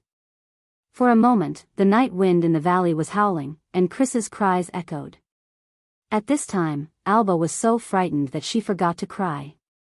She stared blankly at the dark and boundless abyss, as if she had frozen into a statue. At this time, Zhou Qin wanted to save John, but it was too late. She could only watch him fall into the cliff valley. Zhou Qin suddenly became furious and shouted, "Ding Nan, you deserve to die." With a shake of her wrist, Zhou Qin's body suddenly burst forward. There was an amazing force between her legs, and her whole body was almost at a perpendicular angle to the rock surface. Her feet stepped on the steep cliff, and she rushed toward Ding Nan like crazy. Chapter 571. Ding Nan had always had a natural fear and inferiority complex towards Zhou Qin. This fear and inferiority complex came from the depths of her heart, so much so that she refused to admit it herself. Go to the internet. 7 KOM. At first, this fear and inferiority complex stemmed from Zhou Qin's powerful background and family, but slowly, their fates changed and they both became cultivators. Even so, Ding Nan was extremely unwilling to accept that Zhou Qin could still suppress her in cultivation. Especially after the Taoist assembly, Zhou Qin's fierce and desperate style had greatly shocked Ding Nan, which made her subconsciously believe that she could not beat Zhou Qin, so she had to use despicable means to have a little hope of winning. For the sake of this tiny hope of winning, Ding Nan wouldn't mind a few people dying, even if they were once her classmates. Therefore, when Ding Nan saw Zhou Qin suddenly become furious and desperate, she immediately took a few steps back in fear. She didn't dare to fight her head-on at all and subconsciously wanted to escape. However, Ding Nan had only taken a few steps back when she saw Alba not far away, staring blankly at the dark abyss of the cliff valley. She suddenly had an idea.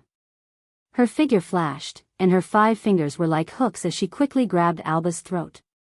Ding Nan shouted sternly, "How dare you kill me? I'll kill her right now." At this time, Zhou Qin had just rushed in front of her, and the Vulcan's whip in her hand almost tore the air and flung it at Ding Nan's face. Seeing that Ding Nan had taken Alba hostage, Zhou Qin immediately shook her wrist, and the Vulcan's whip brushed past Ding Nan's cheek and Alba's body. With a bang, it hit the cliff wall, smashing the hard rock into pieces, and countless gravel splashed everywhere. Zhou Qin was so angry that her whole body was trembling. She approached Ding Nan step by step on the ropeway and said angrily, "Ding Nan, are you crazy? Have you lost your humanity?" Ding Nan laughed angrily and dragged Alba back step by step. She said, "I've lost my humanity? When you pushed me downstairs, did you have any humanity?" Zhou Qin was furious. "Did I push you? It was obviously your own mistake." Ding Nan said angrily, "What's the difference between that and you pushing me?" Agitated, Ding Nan tightened her grip on Alba's throat. Alba's face immediately turned purple and she struggled desperately, but Ding Nan's fingers were like iron hooks strangling her throat, making it impossible for her to break free.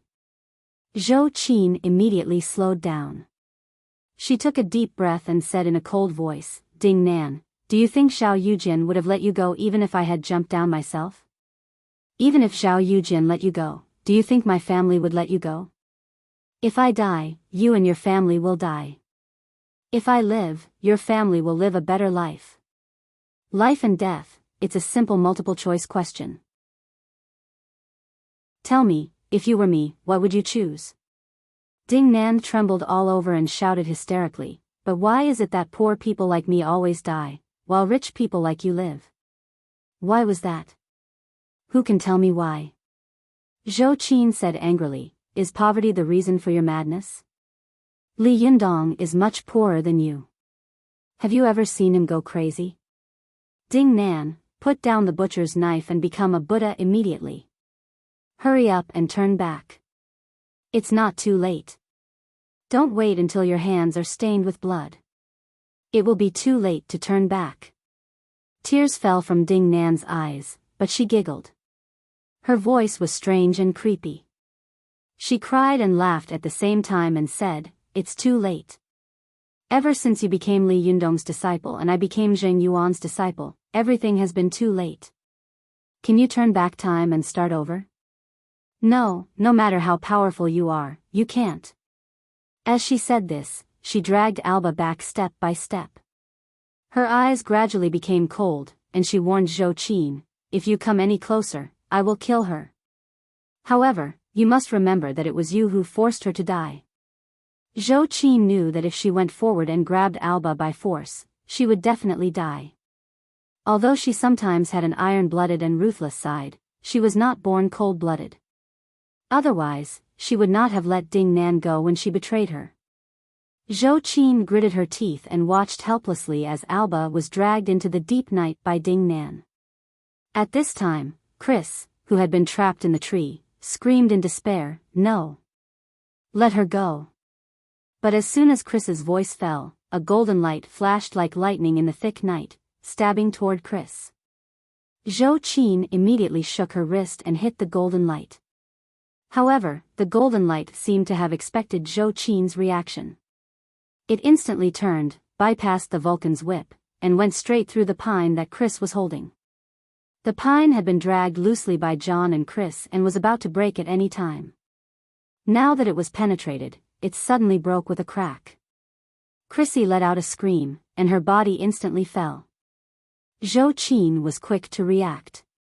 With a shake of the Vulcan's whip, the whip wrapped around Chris's waist. She glanced at a protruding boulder not far away and said to Chris, "Go grab that stone." Chris only felt her body lighten as she flew to the front of the boulder. She immediately hugged the boulder with both hands and finally rolled back from the jaws of death, surviving. After Zhou Qin saved Chris, she roared angrily, "Ding Nan, can't you let these innocent people go?" Ding Nan laughed out loud and said, "Then just give up and let me kill you." Zhou Qin gritted her teeth and sneered. "In your dreams." Ding Nan snorted and said, "Then don't blame me for being rude." As she spoke, she hid in the dark and controlled the threaded hairpin of soul traversal to attack Zhou Qin. Because Zhou Qin had come out in a hurry, she hadn't brought Zai, a powerful magical weapon that was obviously a controlled knife, with her.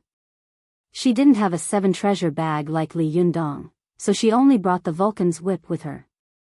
At this time, dealing with the attack of the threaded hairpin of soul traversal, although it was more than enough to protect herself, Ding Nan would attack Chris, who was trapped on the boulder, from time to time. This time, Zhou Qin no longer had the strength to fight back. The more she fought, the more difficult it was for her, and the angrier she became. Although Zhou Qin was angry, she was quickly thinking of countermeasures. Just as she was thinking, she suddenly heard a loud rumbling sound coming from Tiandu Peak not far away, as if countless dragons and tigers were roaring in unison. A colorful glow rose into the sky, and the light went straight to the sky, its power piercing through the 9 heavens. This abnormality immediately attracted Zhou Qin and Ding Nan's attention. They had never seen such a magical scene before, and for a moment, they were both dumbfounded. For a moment, Chris also forgot her dangerous situation and the tragedy that had befallen John and Alba. She raised her head and looked at the colorful and magnificent beam of light that pierced through the sky from Tiandu Peak. For a moment, her eyes were a little dazed. In Chris's heart, a hesitant voice kept recalling, "Is this what you want to pursue? Is this the power you want to pursue? What can it bring you? How much are you going to pay for it?" "Everything." Just as Chris was staring at the colorful beam of light in a daze, Ding Nan, who was hiding in the night, suddenly felt a powerful aura pounce on her in the blink of an eye. She was shocked and subconsciously wanted to fight back, but she heard a familiar voice scolding her, "How dare you? Don't you recognize me?" Ding Nan turned her head and saw Zheng Yuan standing beside her, looking in the direction of Tiandu Peak with sparkling eyes. Ding Nan immediately withdrew her hand. She smiled embarrassedly and let go of Alba's throat. She asked, "Master, where are Zi Yuan and the others?" Zheng Yuan's face darkened, and he said in a cold voice, "Those 2 bitches are playing guerrilla warfare with me. Humph, I don't care about them. I don't think they dare to get close." As he said this, he glanced at Alba, who had already been paralyzed with fear, and asked coldly, "Who is she?" Ding Nan snorted and said, "An exchange student at Tiannan University. She can also be considered Li Yundong's classmate." "Classmate?" Zheng Yuan narrowed his eyes and smiled sinisterly. "Well, take her as a hostage." Ding Nan hesitated for a moment before saying, "But master, she doesn't seem to have anything to do with Li Yundong." Zheng Yuan's mind was not on this at this time. He said impatiently, "Who told you to get a few valuable hostages? It's better to have someone in your hands than nothing. Besides, even if there are no hostages, I have the Hell Wuzhang enchanting jade in my hand. Do you think I won't be able to get the Diyuan Jin Dan?"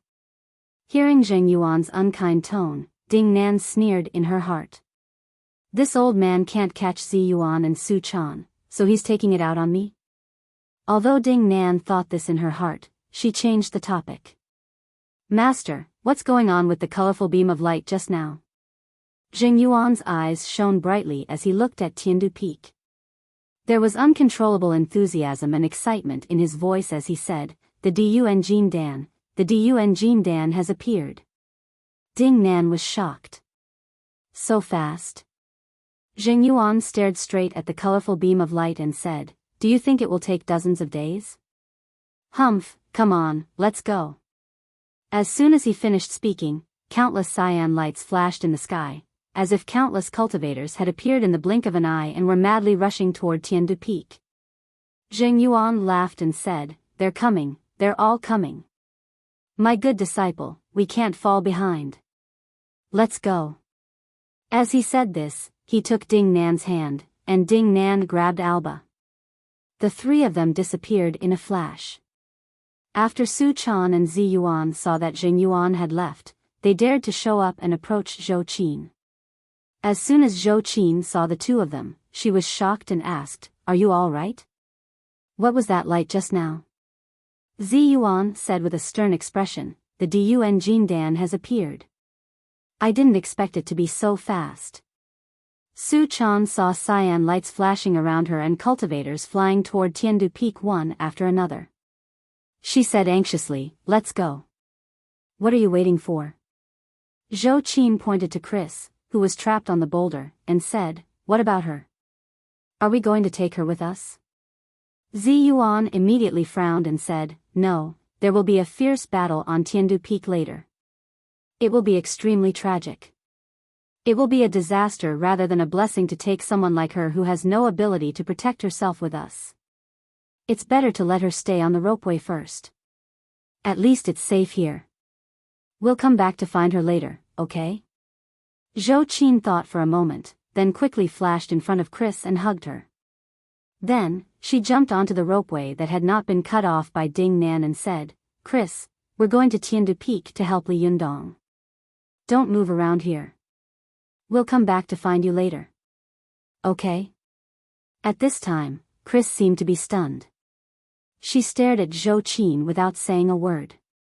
Zhou Qin was burning with anxiety at this time. Seeing that Chris didn't speak, she thought that she had agreed, so with the help of Su Chan and Zi Yuan, they flew together. At this time, Chris saw the three of them fly away. The ropeway of Mount Huangshan, which had been full of murderous intent just a moment ago, had become extremely quiet. The night wind blew, and the cliff was dense. The air around the ropeway was cold, and there was a penetrating chill in the air.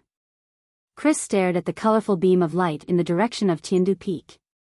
Suddenly, what Hardadef had said to her kept echoing in her mind. Chris, if you have the chance, you must tell me, what kind of feeling cultivation is. These words kept echoing in Chris's mind, and her eyes gradually bloomed with a stubborn and persistent gaze. Suddenly, Chris fiercely jumped up and madly ran in the direction of Sky Capital Peak. Chapter 572. The alchemy room chosen by Wan Jinyuan could be said to be one of the three best places in the Fengshui treasure land. It was filled with treasures and the spiritual qi of heaven and earth. The huge grotto was surrounded by formations and runes to prevent people from breaking in through the yin spirit or yang spirit. In the center of the stone room was a huge yin-yang 8 trigrams formation. The center of the formation was hollowed out, and below it was a huge abyss, which was the medicine pool. Let's go. 7 K.O.M. Flames were boiling in the medicine pool, and above the flames was a 3-legged copper tripod. It was the magical item of Sun Simiao, the famous medicine king of the Tang dynasty, the medicine king tripod. The top of the medicine king tripod was facing a hollowed-out cave skylight, which reflected the meaning of illuminating the 9 heavens and guiding the 9 earths. The medicine king tripod was about half a meter in diameter, black all over, and engraved with ancient characters and totems. Underneath the medicine king tripod, various kinds of faint mist constantly drifted up from the medicine pool at the bottom of the medicine king tripod, then drilled into the bottom of the medicine king tripod, and slowly gathered in the furnace of the Medicine King tripod.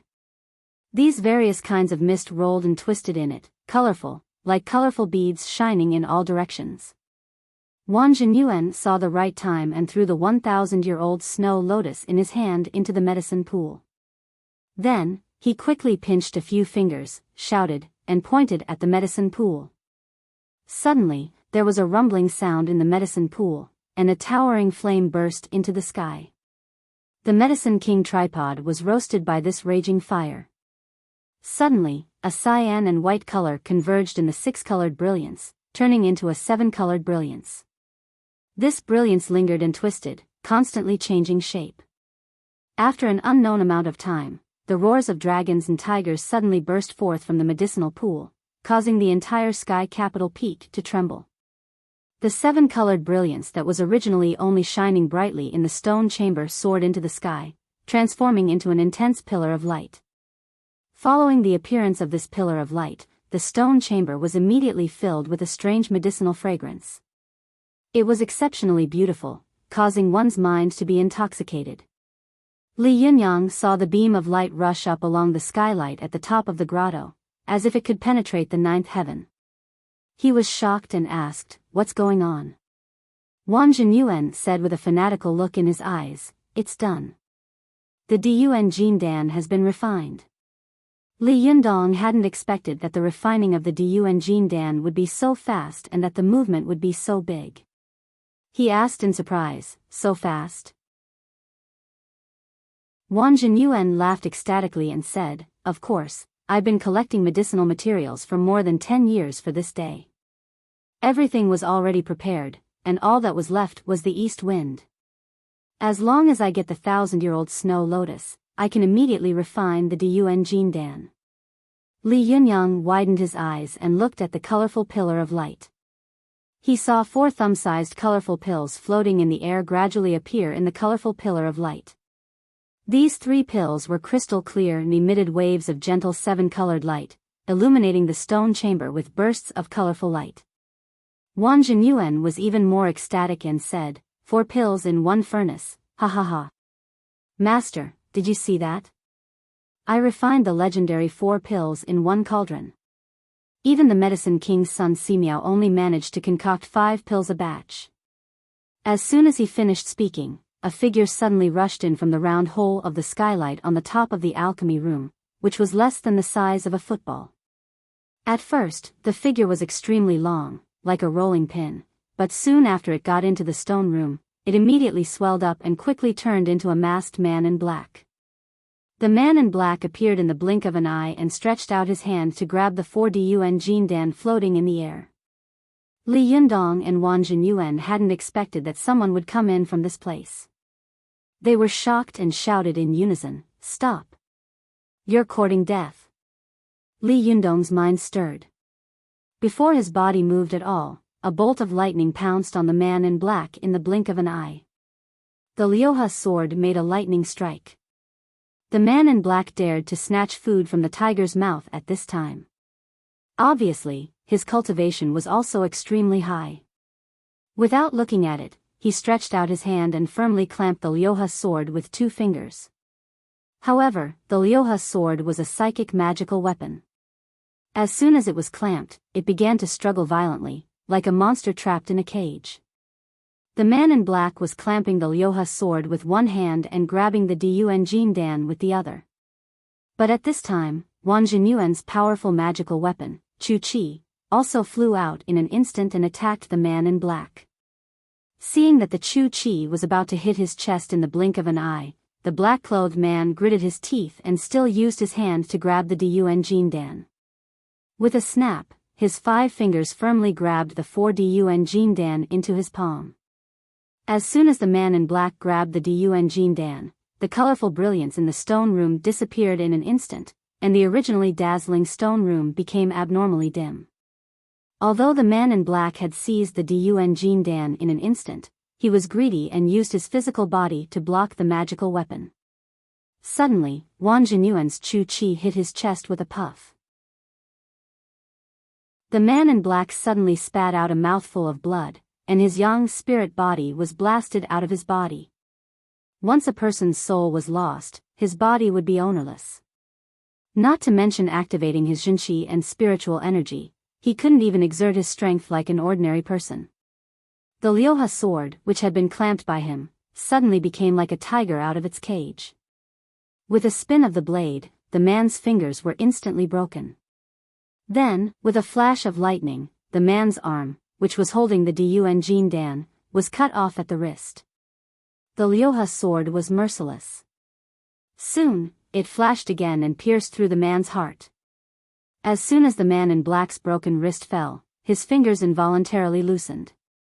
The Diyuan Jin Dan saw the light of day again and was still floating in the air. The stone room was once again filled with colorful brilliance. The man in black's body was instantly crippled.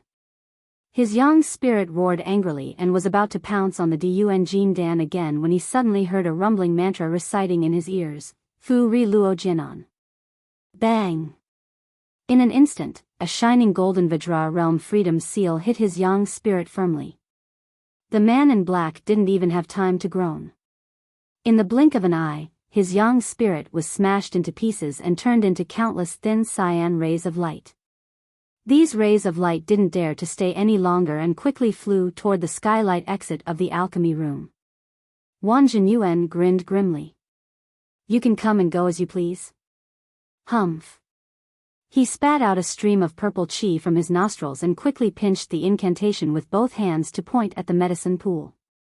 Suddenly, a colorful flame boiled in the medicine pool and rushed toward the rays of light.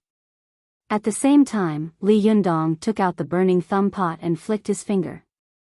With a ding, ripples spread out from the burning thumb pot, pulling back the escaping yang spirit clones one by one. Li Yundong and Wang Jinyuan attacked together. The poor young spirit master had nowhere to run. In the blink of an eye, he was either swallowed up by the flames in the medicine pool or absorbed most of his spiritual qi and jinqi by Li Yundong's burning thumb pot. His body and soul were completely destroyed. Although Li Yundong and Wang Jinyuan had killed the cultivator who had dared to steal the treasure in front of them, they didn't feel happy about fighting side by side. Instead, they looked at each other with vigilance and hostility. Wang Jinyuan said angrily, Jinrenli, it's not like I won't give you the Diyuan Jin Dan. Why do you have to do this? Li Yundong also said angrily, why are you blaming me? Didn't you say that this place is very safe and hidden? Why would someone suddenly try to steal the elixir? Wang Jinyuan saw that Li Yundong was full of indignation and didn't seem to be lying.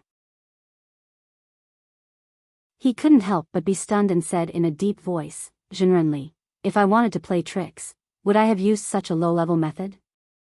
Li Yundong stared at Wang Jinyuan like lightning. After a while, he said slowly, didn't you leak the news? Wang Jinyuan laughed angrily and said, I suspected that you were the one who leaked the news. I've been working hard for more than 10 years for this day.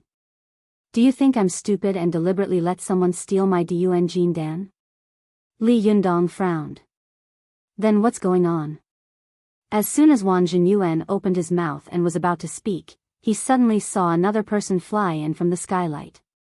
Li Yundong and Wang Jinyuan were furious at the same time, and their powerful magical weapons immediately rushed toward this person. This man's cultivation was obviously not as high as that of the previous black-clothed man. In the blink of an eye, he was killed by their powerful magical weapons and fell to the ground without saying a word. His young spirit was also quickly strangled by Li Yunyang and Wang Jinyuan. After Li Yundong destroyed the man's young spirit, his expression changed and he said, it might be a coincidence if it's one, but what about two? As soon as he finished speaking, he saw another figure looking out of the skylight and disappearing in a flash. Li Yundong was furious. With a thought in his mind, the Liuha sword swept out like lightning and stabbed toward the man with a puff. The man who was looking out of the skylight had no time to dodge. With a scream, he fell down. His painful cry was clearly heard from outside the alchemy room. It's inside. The Diyuan Jin Dan is inside. As soon as this person finished shouting, the alchemy room immediately rumbled, as if countless Dharma spells and Dharma treasures were fiercely bombarding it. Li Yundong felt as if the stone room he was in had been hit by a terrible bombardment.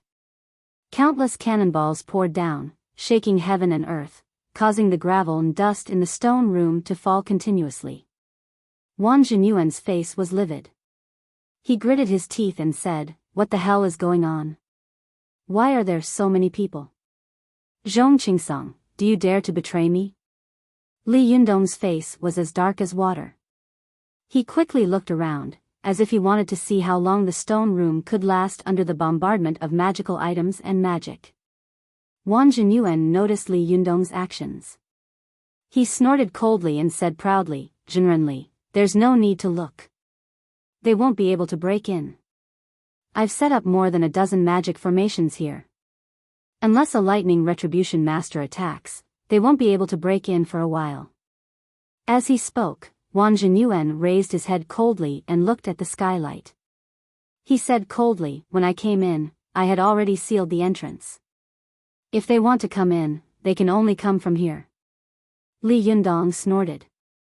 "One man can hold the pass against 10,000 enemies. If one comes, I'll kill one. If two come, I'll kill both."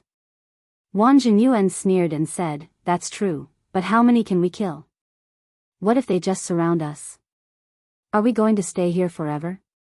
Besides, there is no fortress in the world that can't be broken." Li Yundong's face darkened. "Then what do you think we should do?" Wang Jinyuan looked at Li Yundong, then suddenly smiled and said, "Jinrenli, I have an idea." Li Yundong asked, "What is it?" Wang Jinyuan smiled slightly and said, "That is, the cicada takes off its shell."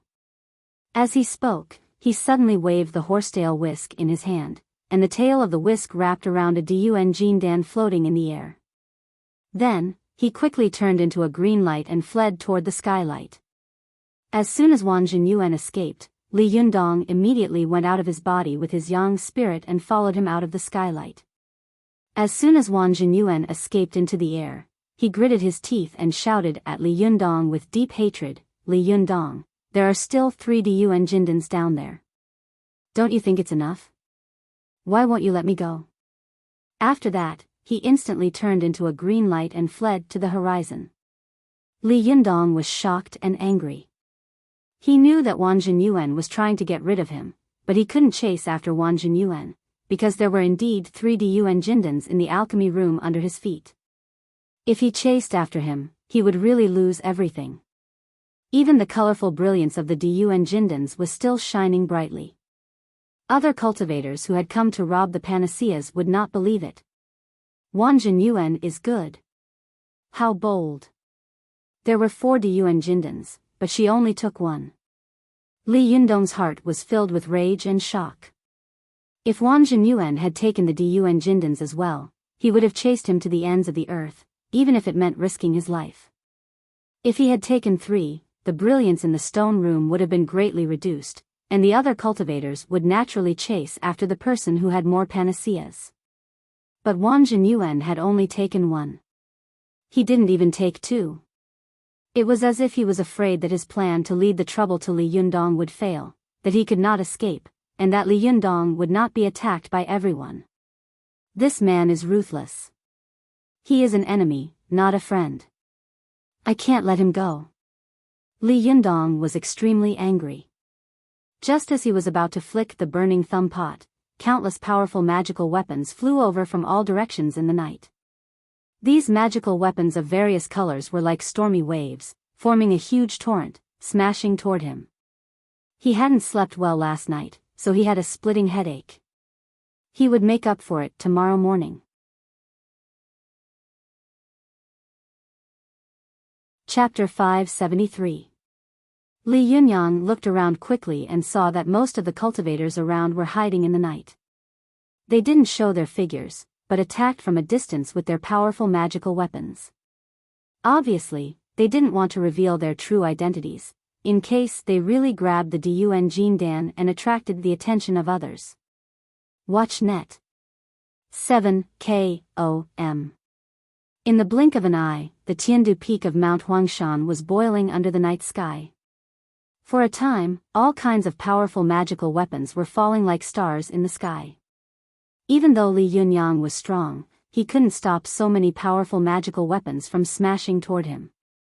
With a thought, he retracted his yang spirit and let the powerful magical weapons around him hit nothing.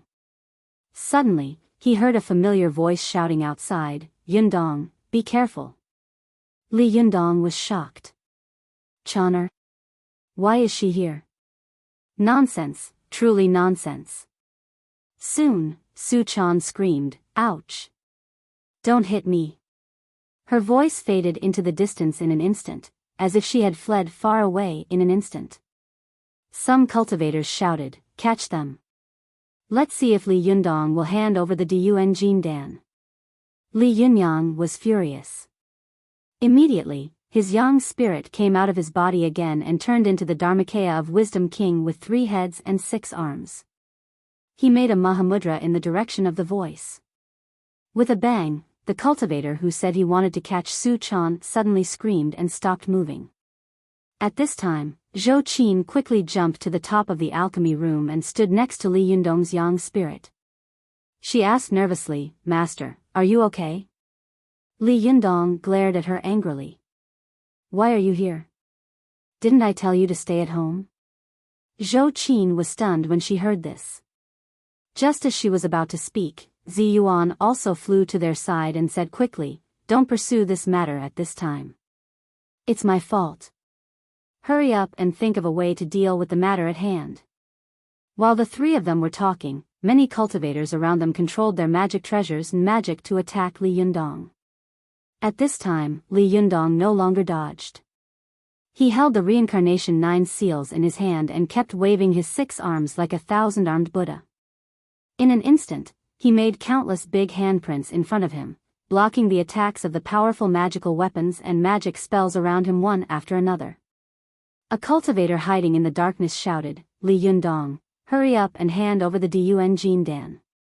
Otherwise, with so many of us here, we will exhaust you to death." Li Yundong snorted angrily. "You want to bully me with numbers?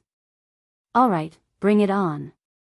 After saying that, he sent another palm strike towards the person who spoke. But it was obvious that this person had learned from the previous mistake. After saying that, he immediately changed his position.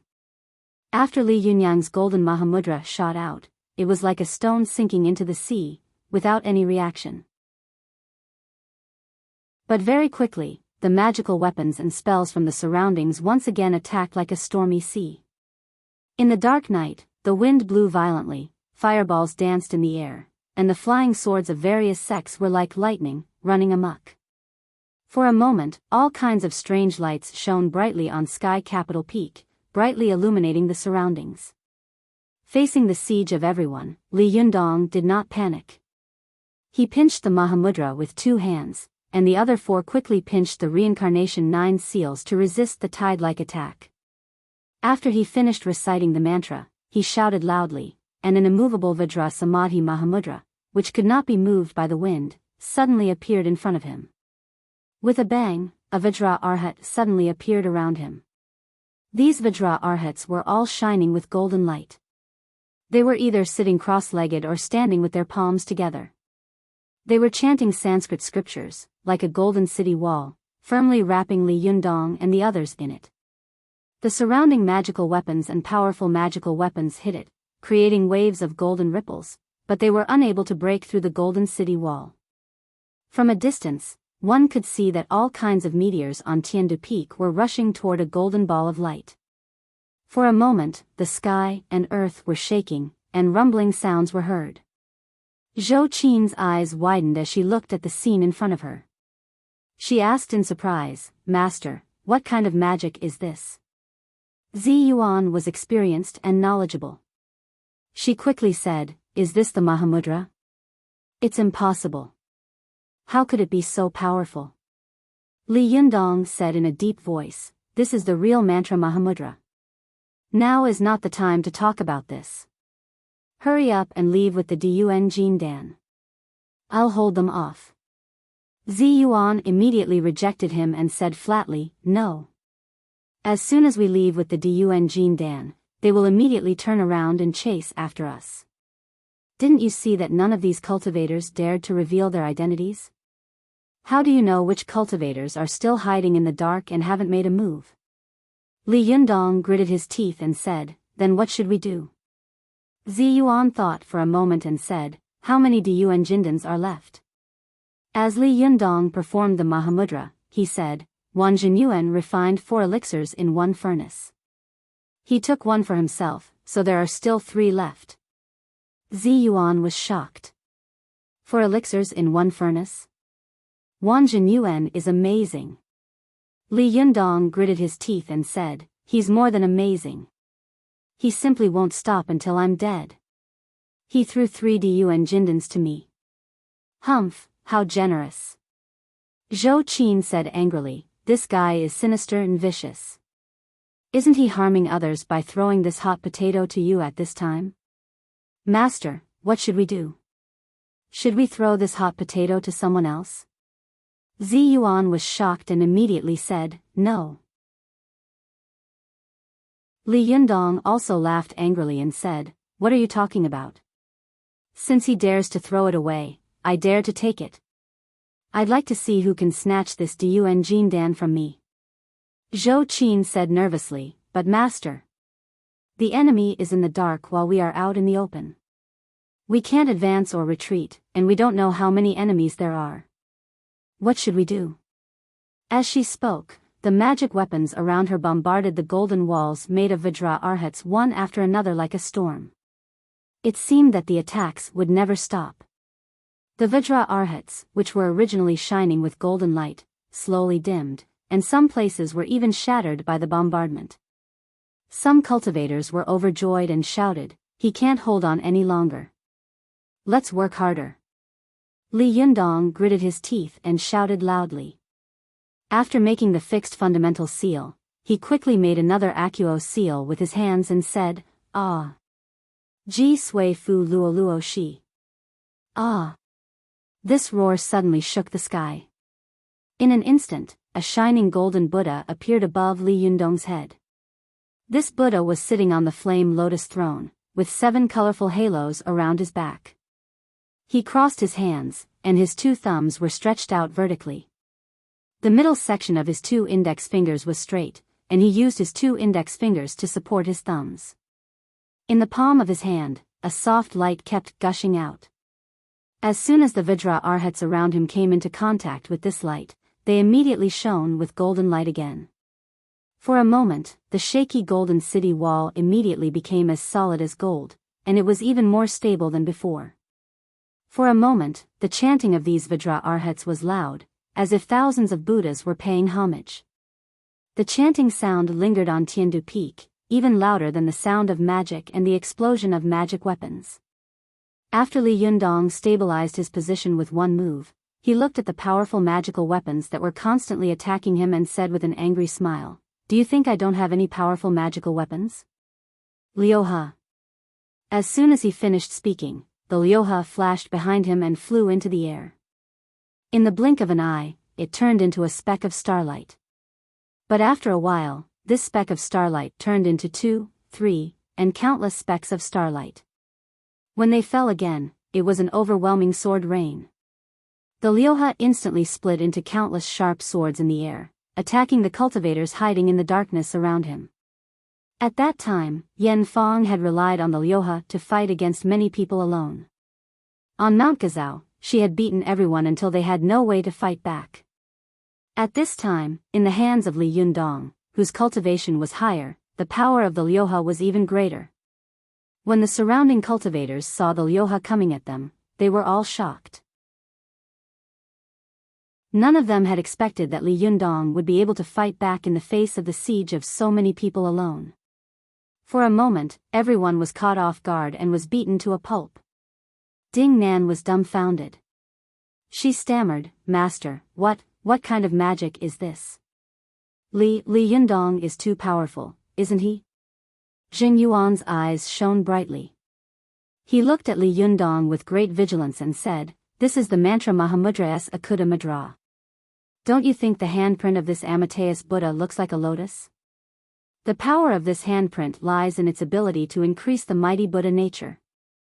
Damn it, this guy has become stronger again.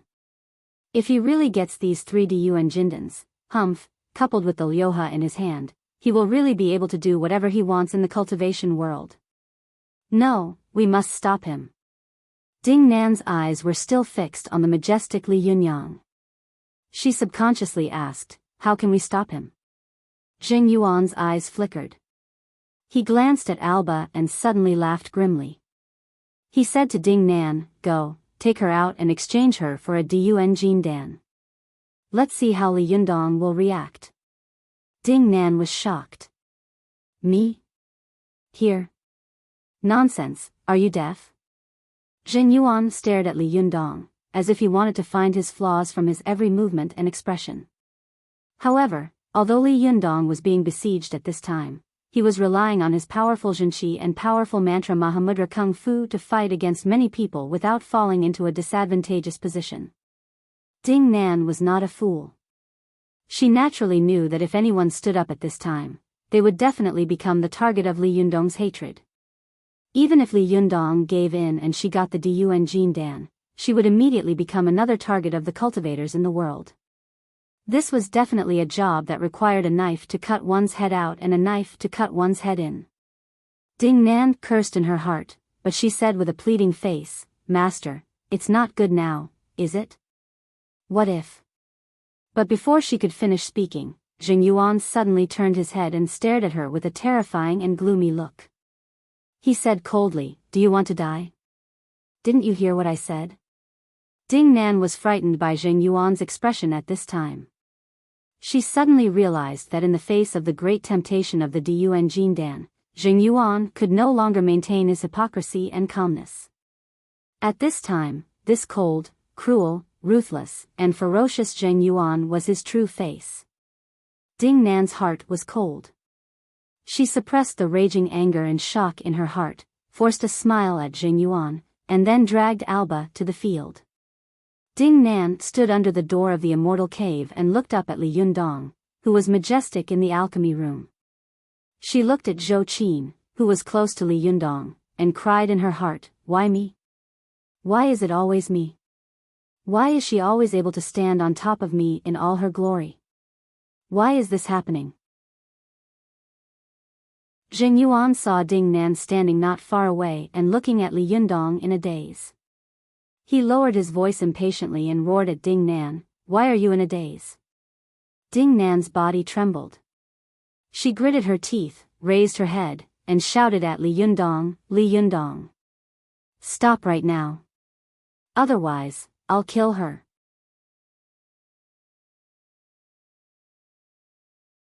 Chapter 574. Li Yundong looked down and saw a familiar figure standing below. She was dressed in fashionable and sexy clothes, which was incompatible with the situation in front of him. As soon as Li Yundong saw this person's appearance, he was shocked. Ding Nan? Why are you here? Have you reached the Zhuji phase? But soon, Li Yundong saw a woman with brown and blue eyes in Ding Nan's hand. It was Alba, who had been clamoring with Chris and the others to worship him as her master. Li Yundong was shocked again. How could she be here? Ding Nan, are you crazy? Let her go. Ding Nan was trembling all over. What she was most afraid of was being hated by Li Yundong, and what she was most afraid of being looked down upon by him. However, in front of her, Li Yundong's shocked and angry eyes were like sharp knives, cutting her heart one by one. Go to the internet. Ding Nan gritted her teeth and said in a trembling voice, Li Yundong, if you don't want her to die, hand over the Dun Jindan.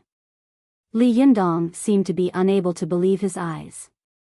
He said in shock, Ding Nan.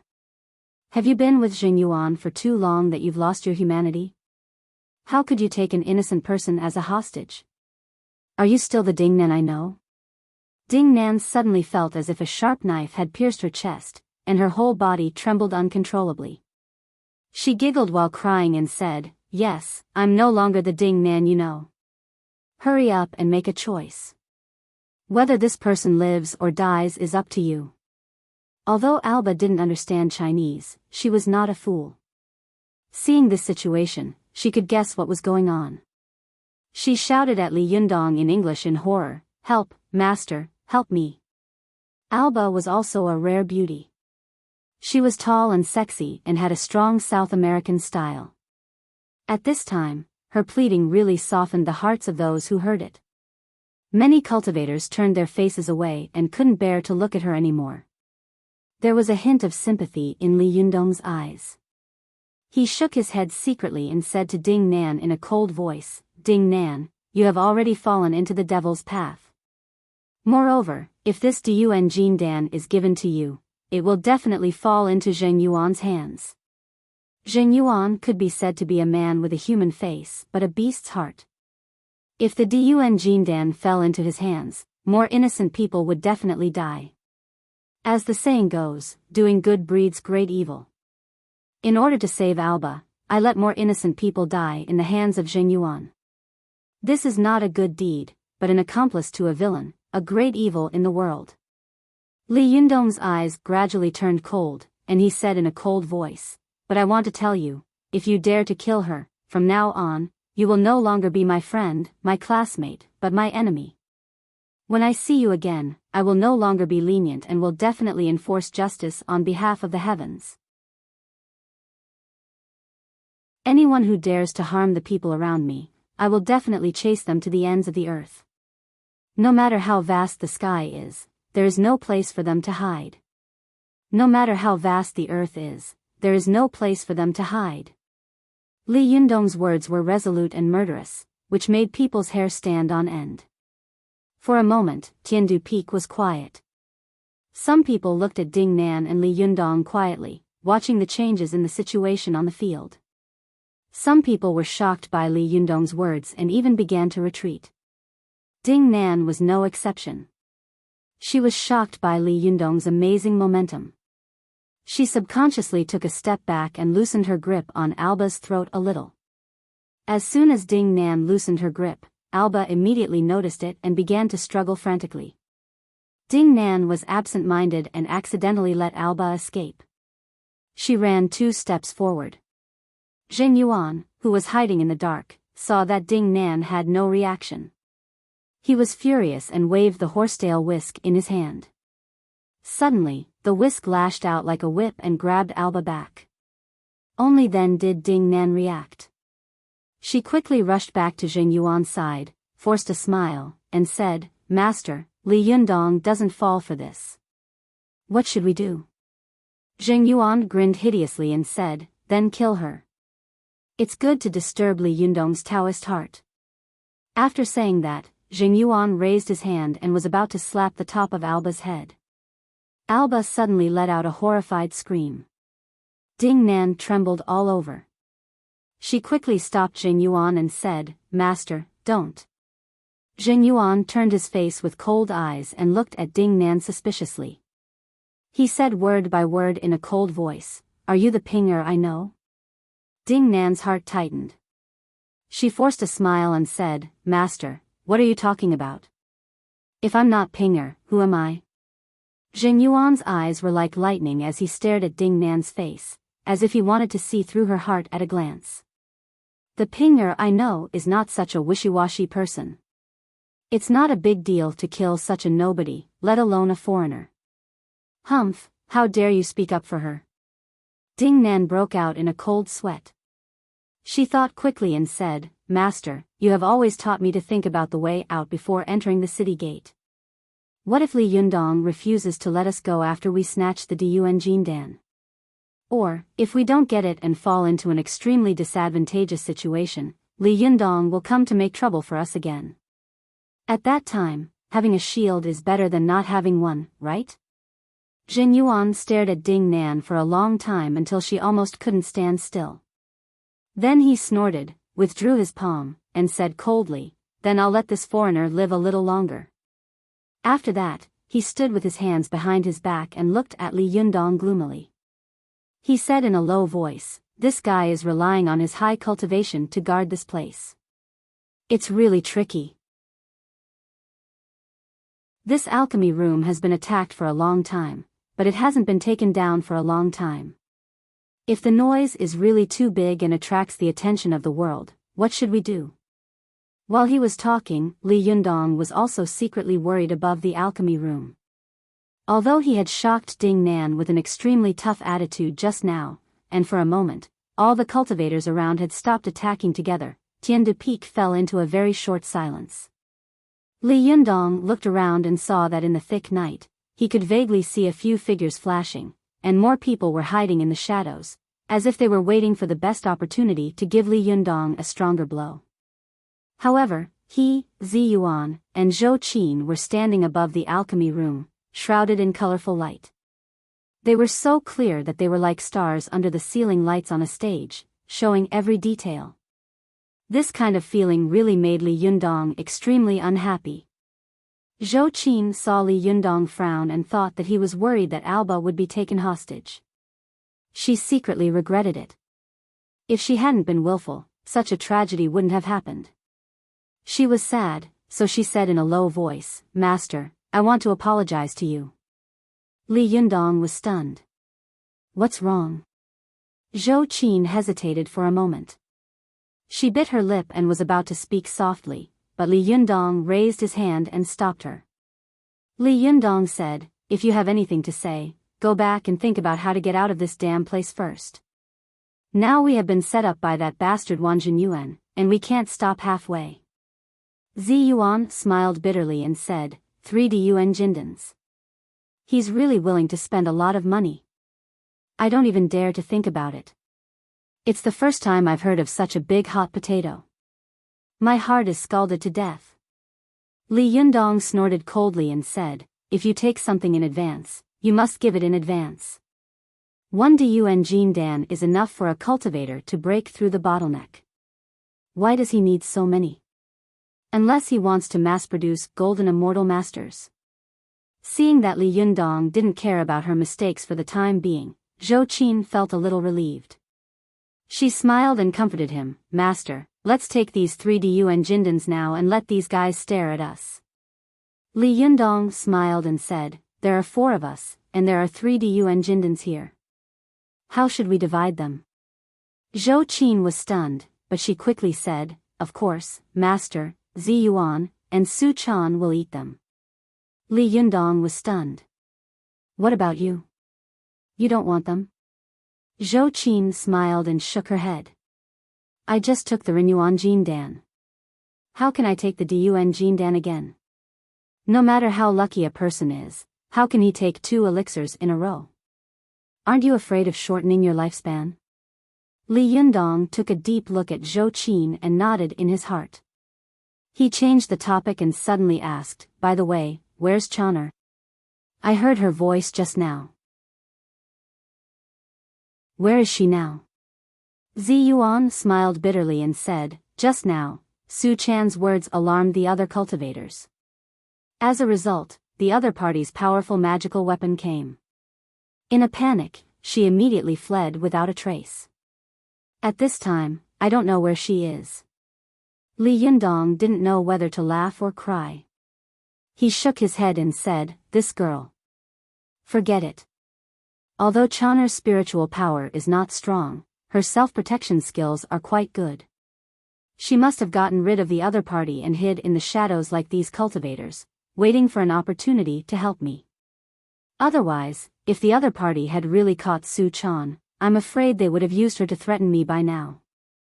Zi Yuan nodded in agreement. She looked around and said in a low voice, "But, if it goes on like this, I'm afraid." Li Yundong immediately said decisively, delay as long as you can. It's best to delay until dawn. I believe that these guys know their sects and identities, and they all want to take the Diyuan Jindan for themselves. Once dawn comes, let's see how they can hide. As soon as Li Yundong's voice fell, a hoarse voice came from the night. "Jinrenli, you have a good appetite. Do you want to take 3D Yuan Jindan for yourself?" Li Yundong smiled coldly. "Who are you? Do you dare to tell me your sect and name?" Soon, the man stopped talking, but another middle-aged man's voice sounded in the night. "Jinrenli, do you really think you can swallow 3D Yuan Jin Dan by yourself? Aren't you afraid of holding back? Soon, another voice said indignantly, that's right, you greedy boy. Aren't you afraid of being punished by heaven for being too greedy? Li Yundong laughed and said, the reason why Wang Jinyuan was able to refine the Diyuan Jin Dan was that I brought him the 1,000-year-old snow lotus. Since he only wants one Diyuan Jin Dan, the remaining 3 naturally belong to me. They should be my own. What right do you have to snatch them? For a moment, everyone was stunned and speechless. Some of them were unconvinced, so they straightened their necks and said, of course, this kind of elixir belongs to those who see it. Those who have the ability should have it. How can you, a kid, occupy 3D Yuan Jin Dan by yourself? Jin Yuan also didn't want to be left out. He stood up and said loudly, Jinrenli, why don't you take out 2 and let us all share them?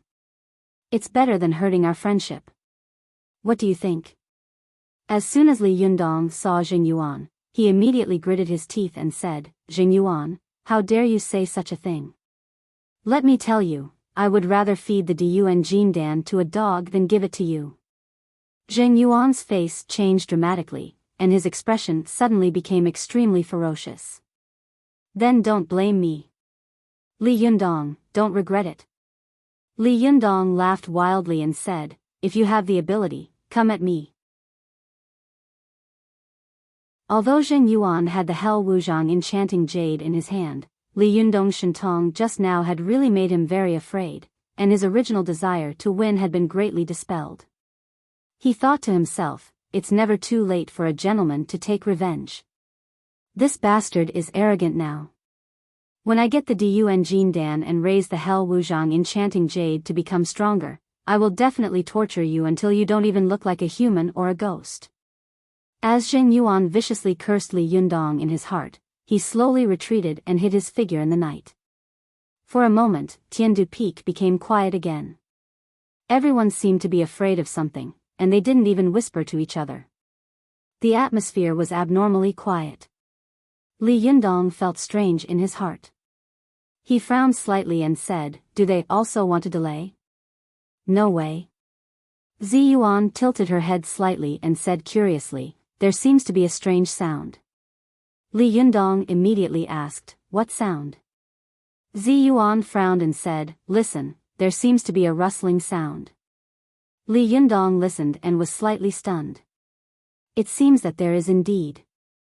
Where is the sound coming from? Zhou Qin also listened carefully. She hesitated for a moment and suddenly said, it seems to be coming from under our feet. As soon as she finished speaking, the colorful light in the alchemy room under their feet disappeared in an instant.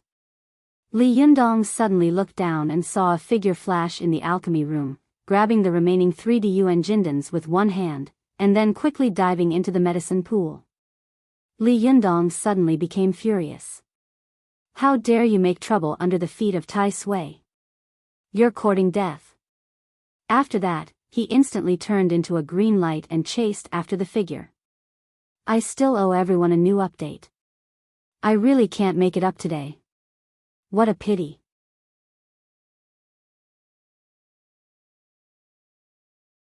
Chapter 575. Li Yundong knew that Wang Jinyuan's alchemy room had a large number of strong magic arrays, which could resist the siege of foreign magic and magical weapons for a long time. However, because alchemy needed to draw in the earth chi and go straight to the 9th heaven, this alchemy room was connected to the 9th heaven, but it was the least guarded place. To watch the net. Those who had been able to get in through the skylight must have been top masters of yang spirit, and those who had been able to get in through the pool must have been masters of earth magic. In the cultivation world, only the Jinshan sect was proficient in earth escape magic. Therefore, as soon as Li Yundong entered the alchemy room, he shouted tentatively, thief of the Jinshan sect, where are you going? Sure enough, the person who had stolen the Diyuan Jin Dan trembled violently, and his escaping figure slowed down a little. In the blink of an eye, Li Yundong caught up with him. Li Yundong sneered and slapped the man's back with his palm. However, this person clearly felt a strong and fierce palm wind coming from behind him, as if someone was waving a large iron hammer and smashing towards his back. The momentum was ferocious and terrifying. However, his back slightly arched and his forelimbs spread out. His entire body was in the shape of a crocodile, like a tailless giant crocodile. Among the 10 paths and 9 martial arts of cultivators, almost every one of them was a master of martial arts.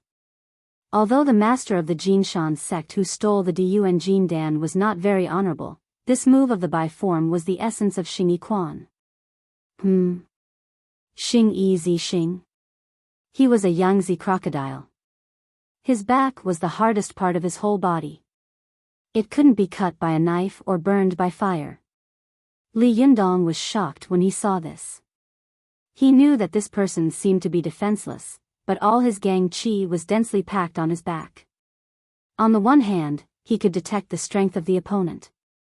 On the other hand, when Li Yundong's palm hit his back, he would immediately escape and even fight back in an instant.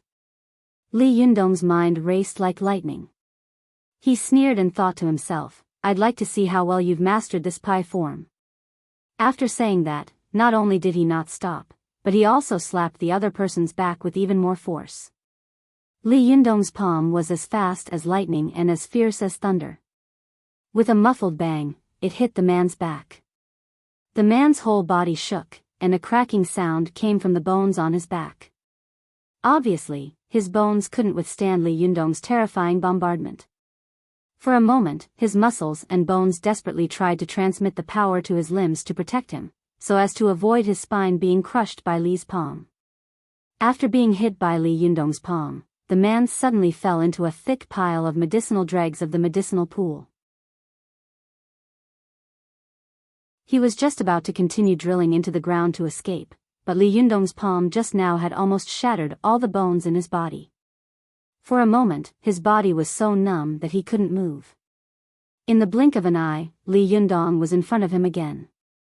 He slammed his knee into his body and hit the Lingtai acupoint on his back. The man felt his back sink and his heart turn cold. He knew that things were not looking good for him. He was definitely not going to make it. Of Li of the Xian of Qi to his hand was of Li's hand, of Li. B. Of Li, B. To Li.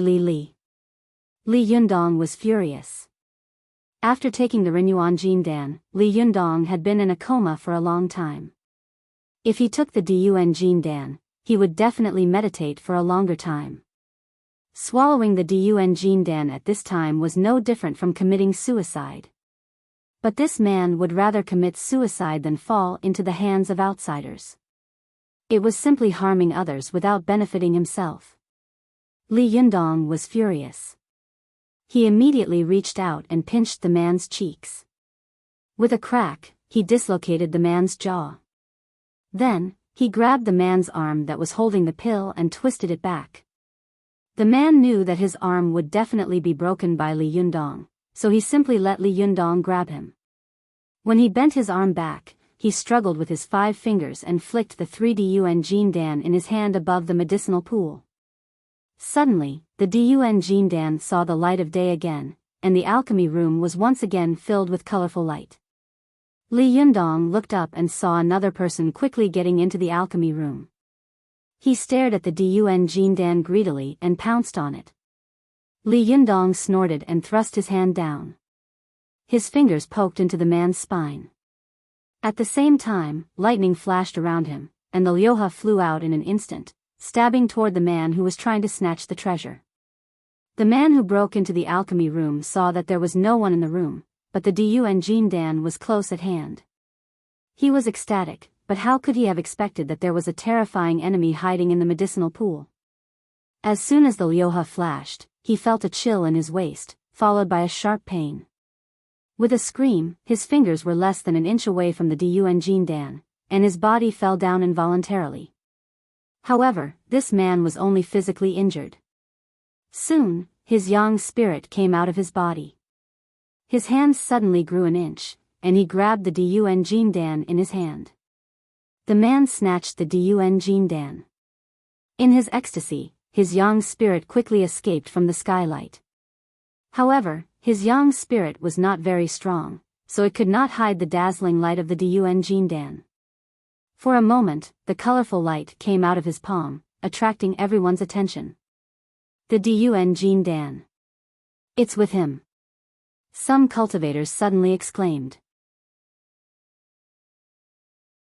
Before the man could rejoice for long, he saw the other cultivators throwing their magical weapons at him. After Li Yundong chased them into the alchemy room, Zi Yuan and Zhou Qin immediately left the top of the alchemy room. This was because as soon as Li Yundong moved, the motionless fundamental seal around them would immediately disappear.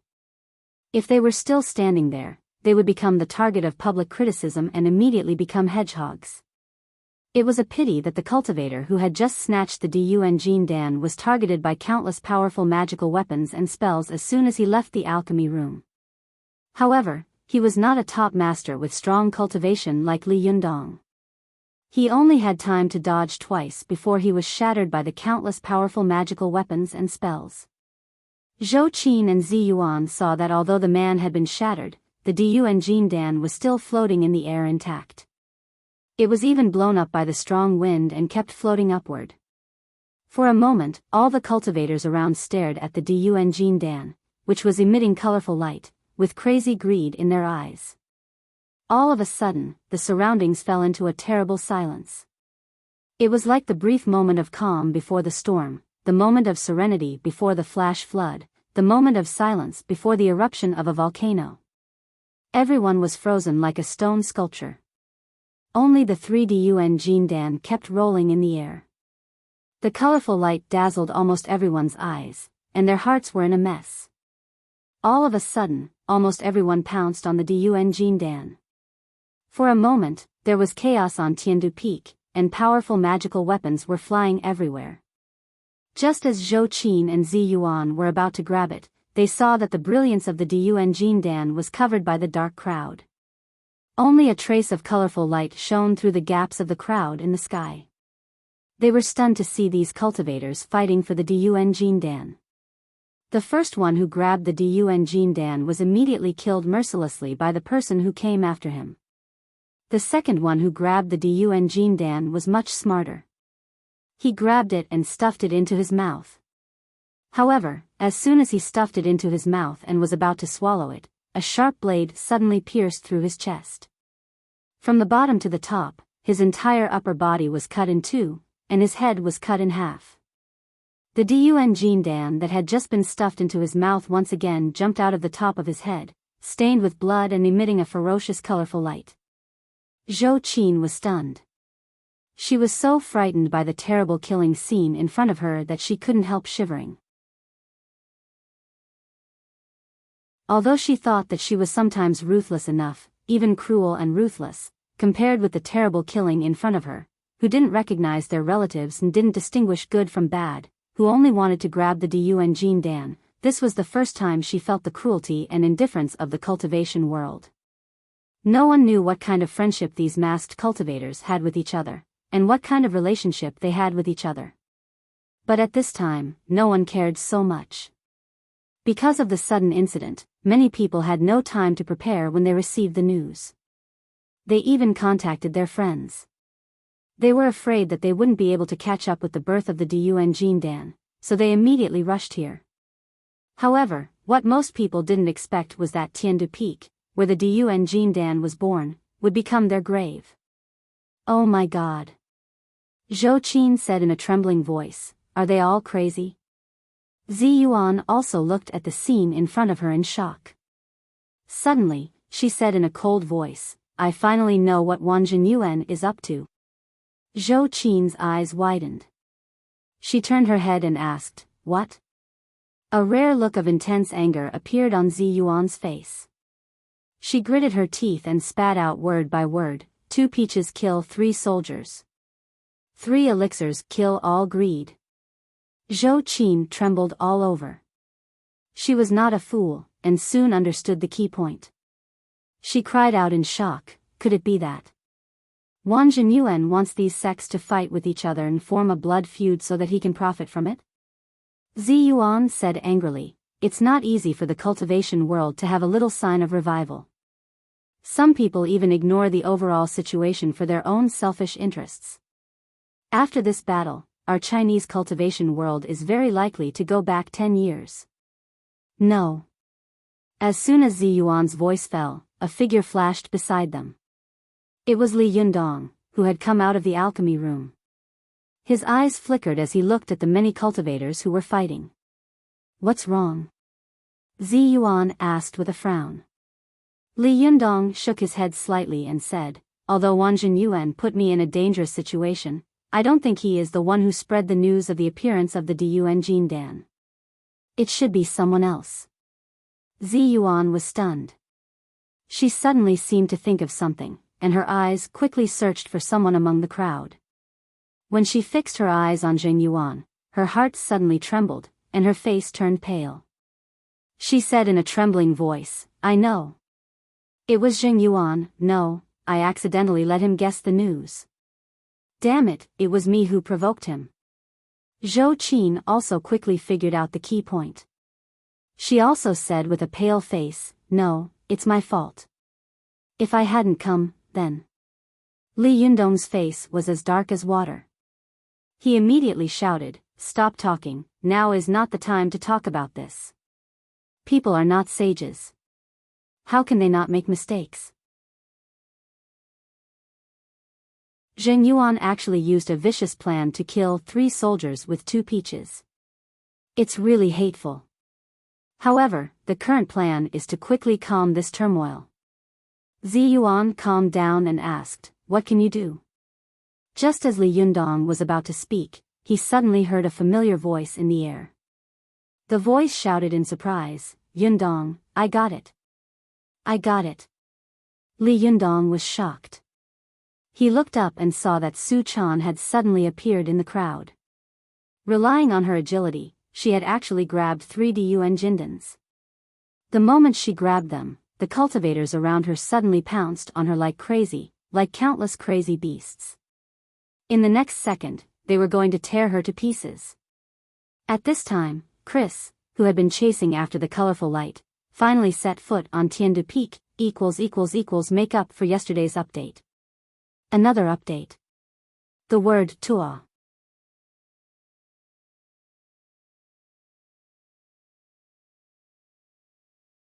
Chapter 576. Li Yundong saw at a glance that Su Chan had snatched the Diyuan Jindan from the crowd, but he was not happy at all. Instead, he only felt frightened. He couldn't imagine what he would do if something happened to Su Chan. In panic, Li Yundong hurriedly shouted, idiot, throw it away.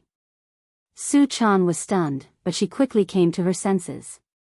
When the little girl saw the overwhelming powerful magical weapons smashing toward her, she was so scared that she trembled all over. As she ran, she shouted, wow, don't hit me, I don't want it. As she spoke, she casually threw the Diyuan Jindan away, and the 3 elixirs immediately flew out of her hand. Go to the net. 7 K.O.M. The 3 Diyuan Jindans turned in the air and fell into the hands of a cultivator like silk balls. Before the cultivator had time to be happy, the powerful magical weapons whistling toward him tore him apart in an instant. The man's yang spirit came out of his body and cursed in the air, but no one had time to pay attention to him. They all stared at the 3 Diyuan Jindans floating in the air with red eyes. At this time, no one was a fool. They quickly came to their senses. They knew that if anyone went to take the Diyuan Jindan at this time, they would be the target of public criticism and would definitely be beaten up. However, they didn't have Li Yundong's ability to stand motionless under siege, so they didn't dare to come out for a while. Tiandu Peak became deserted again.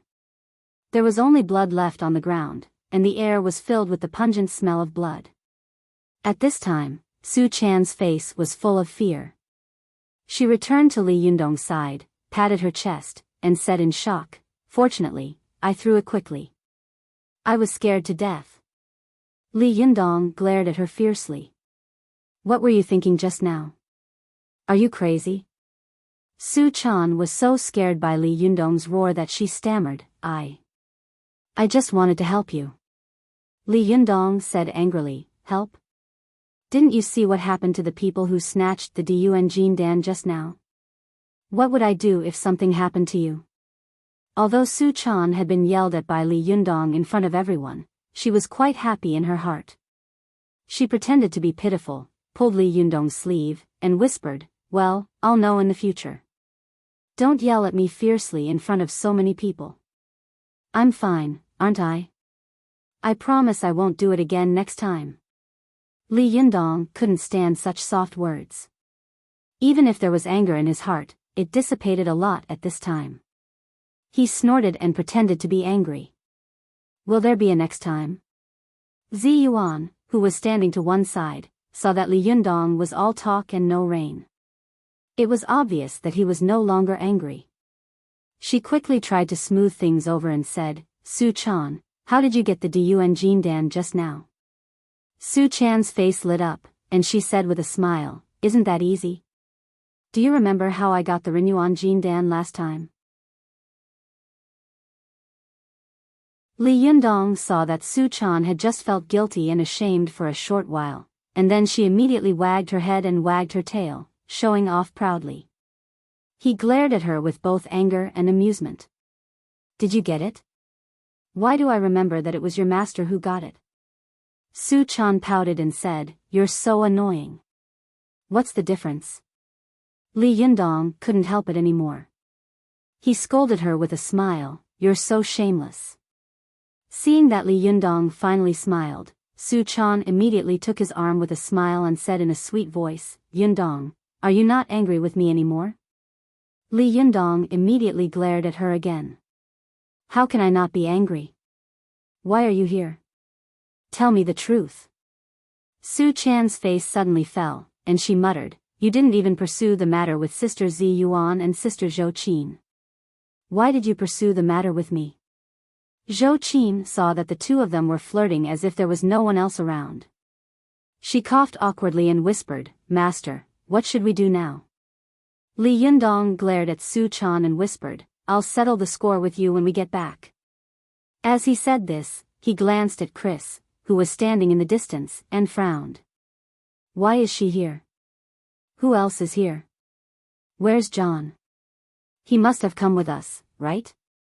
Zhou Qin's expression darkened. She told him what had happened on the ropeway, and then said in a low voice, "I'm sorry, Master. This is all my fault." After hearing this, Li Yundong was silent for a long time. He took a deep breath and said slowly, "This is his fate. There's nothing we can do about it. We'll talk about these things later. We'll think about a proper solution later." Su Chan glanced at Chris and said with guilt and sympathy, "Yundong, why don't we let her come over? It'll be safer." "No." Li Yundong immediately shook his head and said, "If she comes over, it will be a disaster for her. It's very likely that she will be killed. At least the three of you have the ability to protect yourselves. She's just a weak girl. What do you want her to do? She's not a cultivator. I think these cultivators will have some scruples if they want to do anything to her. Don't look at her and pretend that you don't know her, lest some people have ulterior motives and want to use her to do something despicable." Only then did Su Chan, Zi Yuan, and Zhou Qin turn their heads. They quickly looked around again, only to see that the night had returned to calm. There were only 3 Diyuan Jindans floating in the air, and there was no one within 10 meters of them. Zi Yuan looked at the colorful light soaring into the sky and frowned secretly. This colorful light will attract the attention of the world sooner or later. "Li Yundong, why didn't you want to wrap up the Diyuan Jindans just now?" Li Yundong smiled bitterly and said, "Would I have had enough time? As soon as the Diyuan Jindans were refined, someone snatched them.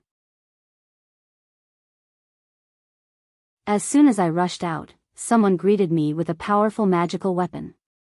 As soon as I hid, I heard your shouts. How could I have had time to care about the Diyuan Jindans? Until now, I haven't had time to touch this Diyuan Jindan." Zhou Qin said with lingering fear. Fortunately, there were no Jinshan masters this time. Otherwise, the consequences would have been unimaginable. Su Chan also said strangely, "Yes, why are there so many cultivators here, but there are no Jinshin masters. Li Yundong was also stunned. He couldn't help but say in a low voice, indeed, it's very abnormal, even a little strange. He turned his head and looked at Zi Yuan. What do you think? Zi Yuan pondered for a while and said, if the news was spread by Jing Yuan, given his nature, he would definitely not inform cultivators with higher cultivation than him. Otherwise, he would be caught in a trap of his own making. However, it was also impossible to transmit the news within these few hours without the slightest leak. However, although the Jinshin masters of the major sects are powerful, they are restraining each other, forming a delicate balance. It's also possible that they are around now, but have been hiding and haven't made a move. Besides, although the Dun Jindans are important to young spirit masters like us, they are not so important to Jinshin masters. Maybe they disdain to make a move. Speaking of this, Zi Yuan also felt that her speculation was very unreasonable. She shook her head and said with a smile, I don't know, but at this time, the good news is that there are no Jinshin masters. Otherwise. As soon as she finished speaking, she heard a harsh and arrogant voice. Sure di, it's really the birth of the Dun Jindans. Your eyes can be saved. God has eyes.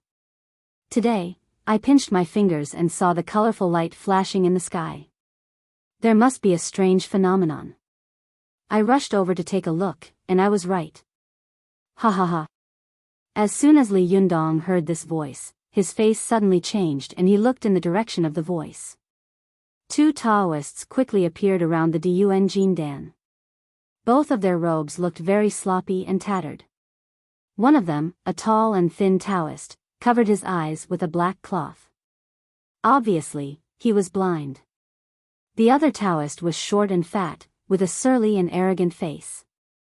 Who else could it be but Su Kong and Su Ling, who had fought with Li Yundong on the Kari Holy Mountain? Li Yundong was shocked. Su Chan, who was beside him, asked curiously, who are these two slovenly ghosts? Zhou Qin frowned and looked at the two of them, then asked, where did these two dirty ghosts come from? Li Yundong looked at Su Ling with a vigilant face and said slowly, what do you think if there is really a Jinshin master coming to steal the Dun Jindans, and this Jinshin master has a grudge against you?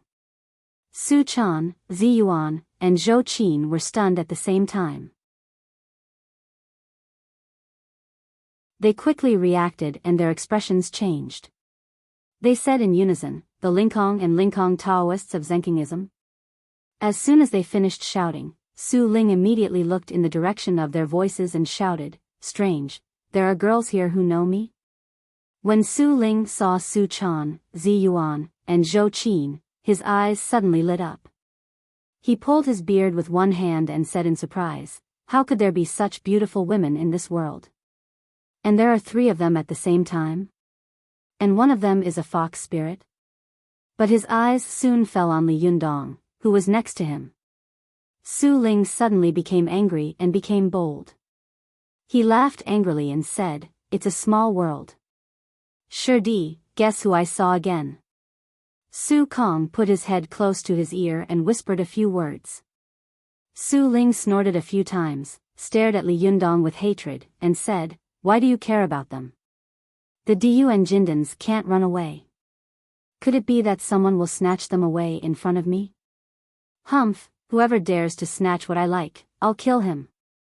His words were extremely arrogant and immediately aroused public anger. A cultivator said angrily, hey, who are you? You're really a yawning toad. How arrogant you are. Which sect are you from? Hurry up and tell me your name. Su Ling didn't even look at him. He flicked his finger at the man who had spoken. With a whoosh, a gust of wind shot out like a bullet and hit the man. The man fell back with a cry, rolled a few times, and then stopped moving. Su Ling grinned hideously and said, what's my name? Did you say please? As soon as an expert made a move, it was obvious whether he was an expert or not. As soon as he made a move, the cultivators hiding in the shadows were all shocked. Some cultivators shouted, everyone, let's go together and kill this guy. As they spoke, everyone shared a common hatred for the enemy. Once again, the powerful magical weapons and magic arts rushed towards Su Ling like stormy waves. Su Ling did not dodge, nor did he use any magic. He stood with his hands on his hips, facing these magic arts and magical weapons without moving, letting them hit him. Everyone saw that every time Su Ling was hit by a powerful magical weapon, a faint golden ripple appeared on his body, as if ripples were spreading out layer by layer. However, he was unscathed, as if he was wearing an invisible armor. At this time, some experienced and knowledgeable cultivators finally understood. They cried out in horror, "Invincible Jinshin, a Jinshin master!" Ding Nan, who had been staring at the scene, also looked at Su Ling in fear. Even if she didn't know how terrifying a Jinshin master was, she had seen so many powerful magical weapons and magic arts coming at him just now, but he had not dodged or been hurt. What did this mean? Ding Nan said in a trembling voice, "Master, what should we do?" Jing Yuan looked at Su Ling with a livid face. He had calculated everything, but he hadn't expected that this Jinshin master would appear out of nowhere and ruin his good plan. Jing Yuan's face was gloomy, and he looked at the scene with cold eyes. Like everyone else present, he quickly thought of something. What should we do if a Jinshin master comes to snatch the Diyuan Jindan? Today was the first night watch, and there was one more night watch in the evening.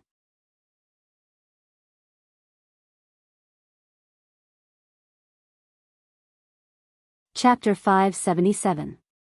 The sudden appearance of Su Ling was like a ferocious monster appearing in the jungle. The cultivators of all sects were so afraid of the Jinshin masters that they almost lost the will to fight in an instant. Go to the internet. 7 KOM. Even 10 young spirits can't beat a Jinshin. This was almost an irrefutable truth in the cultivation world. No matter which sect it was, every senior cultivator would teach this truth to the young cultivators by word and example. The strength of Su Ling made everyone despair, but there were still a few people on the field who were unwilling to give up and quickly thought of countermeasures. Li Yundong stared at Su Ling without saying a word, quickly thinking of a way to deal with it. Although Zhou Qin knew that a Jinshin master was powerful, she was tough and aggressive, like a newborn calf that was not afraid of a tiger. She whispered to Li Yundong, "Master, what should we do? Is there any way to knock him down?" Li Yundong was silent. Zi Yuan said in a low voice, "Jinshin masters can make their invincible Jinshin immune to almost all magic and most magical items. Except for powerful magic circles and a few magical items that can hurt their yang spirits, there is almost no way to break their invincible Jinshin. The Bahuang and Liuha sword can break his Jinshin, but I believe that he won't be stupid enough to use his Jinshin to block the Bahuang and Liuha sword." Su Chan also said with a sad face, "If I had known this would happen, I would have asked Master for the Bahuang sword." Zi Yuan shook her head and said, "The Bahuang sword and the Liuha sword were originally mother and son swords. Now that they have been separated, it will not be easy to merge them again. It's useless for you to come." Su Chan was even more disappointed. What should we do? Yundong, think of a way. You won't just watch this guy take away all 3 Diyuan Jindan, will you? At this time, Li Yundong said slowly, "When I was in Kari Holy Mountain, I used the Amateus Buddha seal to hurt this guy, but he quickly recovered. I believe that it can only damage his ability to move for a while, but it can't hurt his foundation." Zhou Qin and Su Chan didn't think much of it, but Zi Yuan was shocked. She said in surprise, "You can actually hurt a Jinshin master?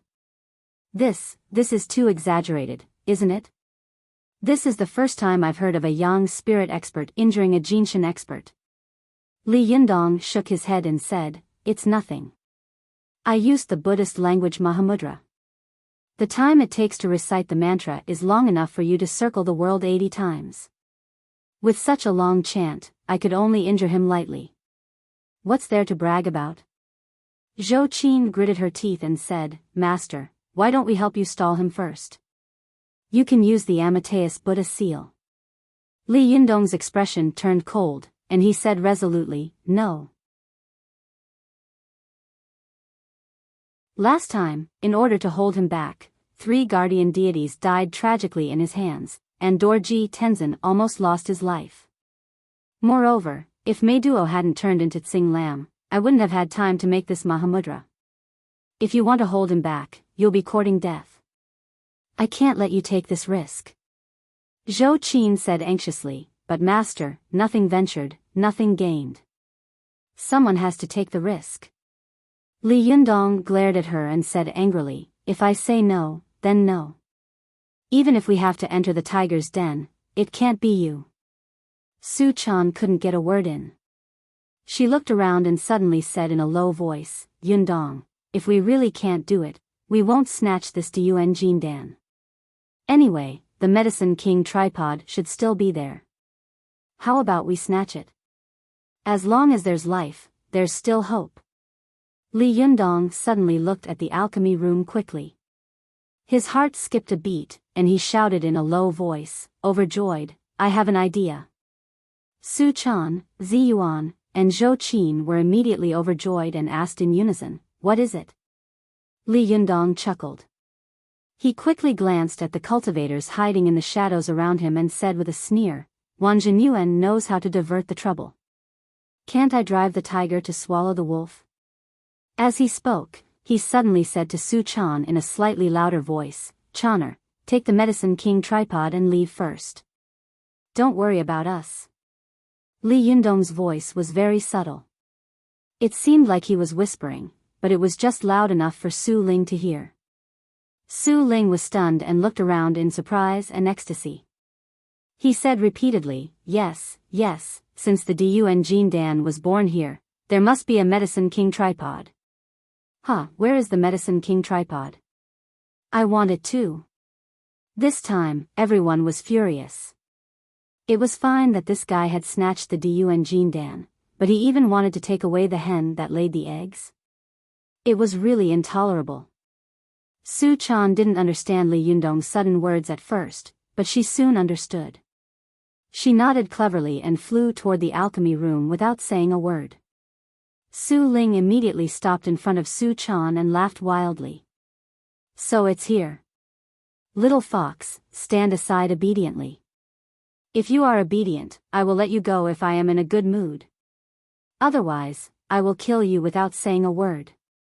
Su Chan only felt that when he stood in front of her, although he was only short and fat, she felt as if there was a terrifying monster standing in front of her that had not yet shown its fangs. Her heart was beating wildly. She didn't dare to stay. She turned her head and flew back to Li Yundong's side, saying with a face full of righteous indignation, you are so unreasonable. Do you want all the benefits? Su Ling laughed and said, you just realized. This is the advantage of having a big fist. Big fists are the hard truth, haha. As he said this, he turned his head carelessly, as if he was looking down on everyone. With his back to them, he revealed a huge flaw.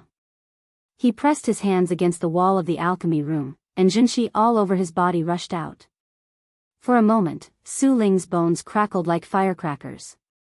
Then the huge stones of the alchemy room began to tremble, and cracks appeared one after another. Seeing this, Ziyuan suddenly took a deep breath and said in a low voice, Master once said that Jinshin masters are top cultivators who can break the rules. At that time, I couldn't understand it. Now, it seems that I know what it means.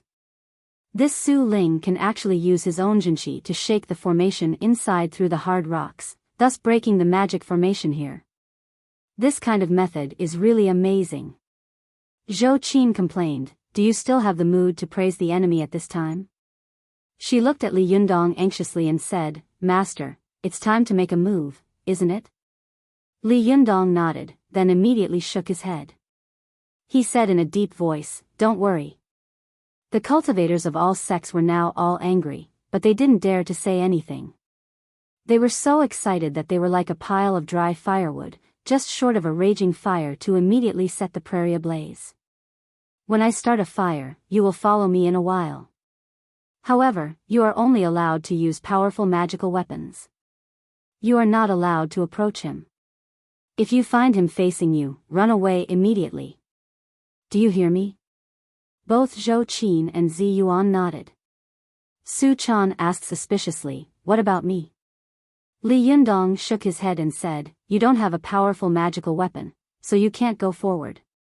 Help take care of Chris in the distance. Su Chan immediately pouted her lips, looking unhappy. While they were talking, Su Ling had forcibly opened a gap about the width of a person in the alchemy room. At a glance, he saw the Medicine King tripod in the alchemy room and immediately laughed. With a wave of his hand, he took the Medicine King tripod into his hand. With another wave of his other hand, he took 3D Yuan Jindan into his palm. Li Yundong immediately shouted in a low voice, do it. In an instant, Zi Yuan and Zhou Qin immediately released their powerful magical weapons. The Liuha, the Vulcan's whip, and the ninth heaven Zi Yuan silk flew out at the same time, aggressively attacking Su Ling. The Liuha that Li Yundong had released was not very powerful in a one-on-one fight, but it was so fast that it was impossible to guard against it. Zhou Qin's Vulcan's whip was not a top magical weapon, so it could not cause any harm to Su Ling. However, Zhou Qin had ulterior motives and whipped Su Ling in the face. Even though Su Ling had a jinshin to protect his body, if he was whipped in the face, even if it didn't hurt or itch, he would still be very angry. When people were angry, their emotions would be unstable, and flaws would appear. Among the 3 magic treasures, Zi Yuan's ninth heaven Zi Yuan silk was the strongest in terms of individual combat effectiveness. When this powerful magical weapon attacked, its whole body suddenly twisted into a ball, like a purple diamond drill, constantly rotating and stabbing towards Su Ling. It was so fast that there were obvious ripples in the surrounding air. Its momentum was so fierce that even a jinshin master like Su Ling couldn't help but feel a chill in his heart and frown fiercely. Su Ling even felt that if this ninth heaven Zi Yuan silk got into his body and he let it go, he was afraid that it would drill a hole in him sooner or later. Although a jinshin master was tyrannical, it did not mean that he was absolutely invincible and invulnerable. As the saying goes, rope saws wood, and dripping water wears through a stone. Su Ling frowned. He raised his hand and flicked his finger, sending the Liuha flying with a clang. He raised his hand and threw the Medicine King tripod to his shitty, Su Kong. He used his free hand to firmly grab the Vulcan's whip that Zhou Qin had thrown over. The Vulcan's whip was surrounded by flames, roasting Su Ling's fingers, but he didn't seem to feel it. The tip of the whip turned into a fiery red poisonous snake, frantically and ferociously spitting its tongue at Su Kong, constantly struggling. For a moment, Su Ling could not free his hand to catch Zi Yuan's ninth heaven Zi Yuan silk, but he immediately took a deep breath. Su Ling's breath caused a strong wind to blow on Tiandu Peak, as if a whirlpool had appeared with him as the center. The air around him quickly surged toward him and was sucked away by him. At the moment Su Ling took a deep breath, his body swelled like an inflated bullfrog. Then he blew out a breath toward the ninth heaven Zi Yuan silk. This breath was condensed into a straight line by him and accurately blew toward the drill bit of the ninth heaven Zi Yuan silk. Suddenly, the purple drill bit, which was spinning rapidly toward him, stopped abruptly in front of him, as if it had been caught by an invisible giant, unable to move even half a step forward. The cultivators present were all knowledgeable people. They all looked at Su Ling in horror, as if they couldn't believe that this person could block such a powerful magical weapon as Zi Yuan with a single breath. Instead of being shocked, Li Yunyang was delighted. He immediately made 2 big handprints towards Su Ling and Su Kong at the same time. Su Ling intended to show off his magic cultivation. Caught off guard, he saw a big golden handprint coming toward him. He suddenly felt suffocated, and the aura of resisting the ninth heaven Zi Yuan silk weakened a little. Immediately, Zi Yuan used all her strength to urge the ninth heaven Zi Yuan silk and fiercely stabbed forward. With a puff, the ninth heaven Zi Yuan silk was firmly stuck on Su Ling's shoulder. However, Su Ling had a jinshin to protect him. The ninth heaven Zi Yuan silk just tried its best to drill down on his body, but it couldn't get in. Although Su Kong was blind, his cultivation was still there. Just by listening to the sound, he could tell that a strong qi was rushing toward him. He immediately dodged to the side, but soon Zhou Qin pulled back her Vulcan's whip and whipped it at him. For a moment, Su Kong was in a difficult position. In his anger, he immediately sent his yang spirit out of his body. He simply ignored his physical body and rushed toward Zhou Qin with a roar. But as soon as he moved, Zhou Qin shook her wrist, and the tip of the whip wrapped around one of the Medicine King tripod's feet. Then, with a pull of the whip, the Medicine King tripod was immediately thrown out of his hand and into the air. Seeing this, Li Yunyang immediately laughed and said, "A fat man and a blind man, what's there to be afraid of? Zi Yuan, Zhou Qin, let's go and get the cauldron and the elixir back." At this time, Jing Yuan, who had been watching quietly, suddenly had a bright light in his eyes. He said to Ding Nan in a low voice, "Pinger, let's go." Ding Nan had long wanted to help Li Yunyang, but she was afraid that if she was too enthusiastic, it would arouse Jing Yuan's suspicion. Therefore, she retreated in order to advance. She pretended to hesitate and asked, "Master, isn't this the time to sit on the mountain and watch the tigers fight? Why should we help him?" Jing Yuan sneered proudly and said, "Humph, Li Yunyang is bluffing. He can't beat this guy, so he wants us to help him fight, so he deliberately used this method to provoke us." Ding Nan asked curiously, "Then don't we have to stand by and watch?" Jing Yuan snorted and said, "Are you kidding? Apart from me, Li Yunyang is the only one here who can fight with this Jinshin master. If we don't help him fight, this Jinshin master will really take away the Dun Jindan. At that time, even if we want to sit on the mountain and watch the tigers fight, it will be impossible. So, we'd better deal with this damn Jinshin master first."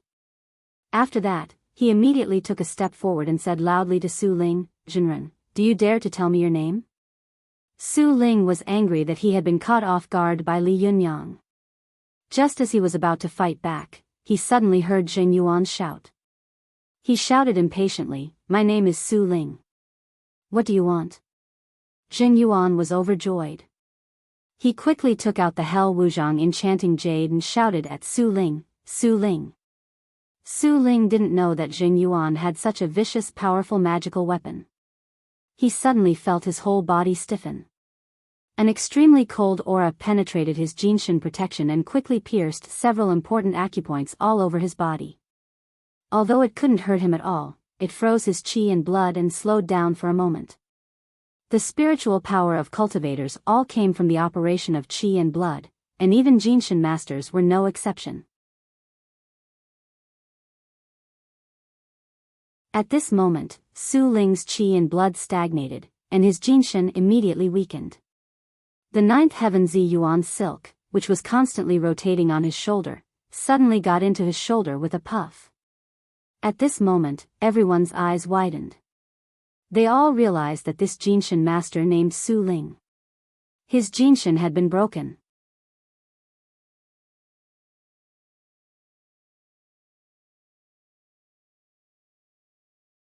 Chapter 578. Su Ling looked at his shoulder in disbelief, as if he couldn't believe that his indestructible body had been broken. His eyes widened, and his gaze changed from surprise to shock, and then from shock to anger.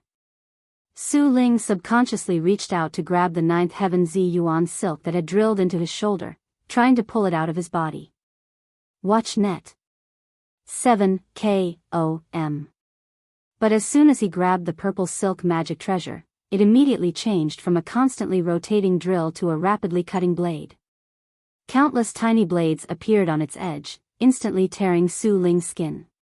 Su Ling's hand was cut into a bloody mess. He roared, but he still clutched the ninth heaven Zi Yuan silk tightly, frantically pulling it out of his body bit by bit.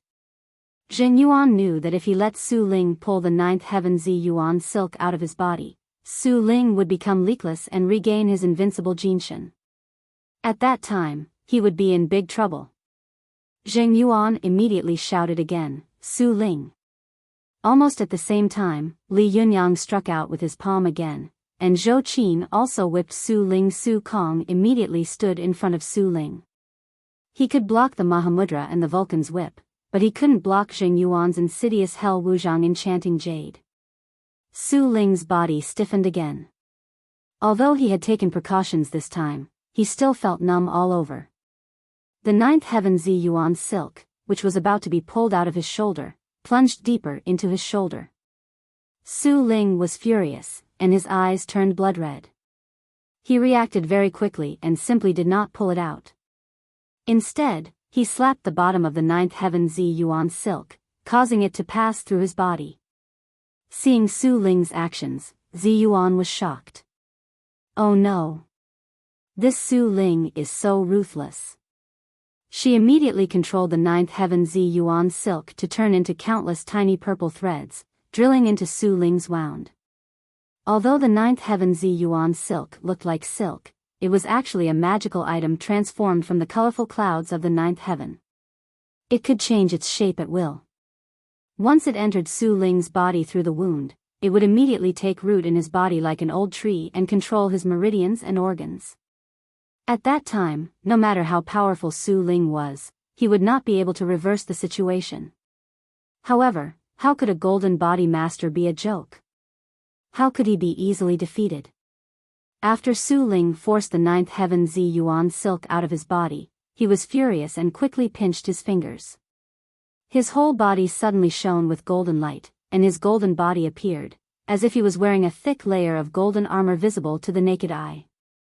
As soon as the nine heavens purple silk hit the golden armor, it was unable to advance any further and was even sent flying several meters away. When Zheng Yuan was about to shout again, he saw Su Ling glaring at him with terrifying and ferocious eyes. He roared ferociously, "You're courting death." After that, he raised his hand and slapped Zheng Yuan with his palm. Although Su Ling's palm was not as powerful as Li Yunyang's Mahamudra, he was a golden body master after all, and his every move had earth-shattering power. This casual palm suddenly made everyone on Tiandu Peak feel as if the air had been sucked away. Although this palm was not aimed at them, everyone was suffocated by the momentum of this palm. The others were still like this, and Zheng Yuan, who was the first to bear the brunt of it, was so shocked that he trembled all over. There was a flash of fear in his eyes, and he quickly took out a talisman that he had prepared with the immortal pen and shouted, "Earth." With a bang, a hard and solid stone wall rose in front of him in an instant. This stone wall was made of hard rock, up to 1 meter thick. However, Su Ling's palm immediately smashed the stone wall into pieces, but the palm did not stop there. It fiercely slapped toward Zheng Yuan. Zheng Yuan hadn't expected that the stone wall would not be able to stop the power of this palm at all. He was shocked and had nowhere to hide, so he could only grit his teeth, push out his hands, and take the palm head-on. With a loud bang, Zheng Yuan was hit by the palm, and his whole body shook violently. He spat out a mouthful of blood and knelt on the ground, unable to move for a while. Ding Nan, who was standing to one side, was shocked. She hurriedly bent down and asked, "Master, what's wrong with you?" At this time, the qi and blood in Zheng Yuan's chest were rolling, and the meridians all over his body were in a mess. He stared at Su Ling with hatred, and there was fear in his eyes. He barely opened his mouth and said, "Go, go. If you don't go, you won't be able to." As soon as he finished speaking, he immediately spat out another mouthful of blood. Ding Nan had been cultivating for a long time. She could see at a glance that Zheng Yuan had spat out a mouthful of bright red blood. It was obvious that his internal organs had been injured, and it was an extremely serious internal injury. She was shocked and was about to take Zheng Yuan to escape when she saw Su Ling smiling ferociously. "You want to leave? You want to leave after hurting me? How can it be so easy?" Just as Su Ling was about to kill them all, the powerful magical weapons of Li Yunyang, Zhou Qin, and Zi Yuan arrived one after another. At this time, the other cultivators also came to their senses, and the powerful magical weapons that blotted out the sky and earth rushed toward Su Ling. Su Ling suddenly became furious. While resisting the powerful magical weapons around him, he roared, "Well, none of you can escape today. Even if I have to go through the thunder retribution today, I will kill all of you. Shirdi, protect me." When Su Ling heard this, he immediately reached into his arms and took out 2 talismans. He quickly pinched his fingers and muttered something. The 2 talismans between his fingers suddenly burned. One of the 2 talismans burned with a yellow flame, while the other burned with a green flame. Soon, the 2 flames burned like a prairie fire in the blink of an eye, quickly turning into 2 statues in the air. As soon as the 2 statues appeared, they immediately formed 2 barriers, firmly enveloping Su Ling and Su Ling. As soon as Zhou Qin saw the 2 statues, she was shocked. "What are these?" Zi Yuan was also shocked. She cried out involuntarily, "They seem to be the 32 celestial emperors of Taoism." Zhou Qin asked in surprise, "What are the 32 celestial emperors?" Li Yunyang said with a solemn face, "The yellow one is Tai Huang's celestial emperor Huangzheng, one of the 8 celestial emperors of the East. He is known as Yujin Yuming. He is in charge of the Book of Longevity and lives in the Ziwei Palace. His name is Yuanyang Yellow, so his whole body is surrounded by yellow flames. The other one is Taiming Yuan Celestial Emperor, also known as Su Natian. He is in charge of the soul rebirth and lives in the Zifang Palace. His name is Shangyang Green, so his whole body is surrounded by green flames." At this time, Zi Yuan gritted her teeth and said, "Damn it, this guy has the protection of Tai Huang's Celestial Emperor Huangzheng, so his wound is healing. The other one is Taiming Yuan's Celestial Emperor, who is used to guard against the Hell Wuzhang enchanting jade. If Zheng Yuan calls for souls again, the Taiming Yuan Celestial Emperor will instantly rebirth all the ghosts in the Hell Wuzhang enchanting jade." Zhou Qin suddenly gasped. She looked at Su Ling in horror. Under the protection of the 2 Taoist gods, the torn wound on his shoulder was rapidly healing. Then he roared, and the golden light all over his body shook violently. In an instant, the yang spirit came out of his body, rose into the air, and turned into a shining golden, extremely powerful Tieba god.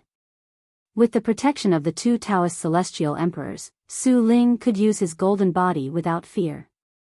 After his yang spirit came out of his body, he looked down at the people on Tiandu Peak. He grinned grimly and roared, "Go to hell! Go to hell!" He suddenly opened his hands, and his whole body was like a dazzling golden sun, blooming with more and more dazzling light. Li Yunyang was shocked. He immediately turned his head and said to Zi Yuan, "Go and get Chris here."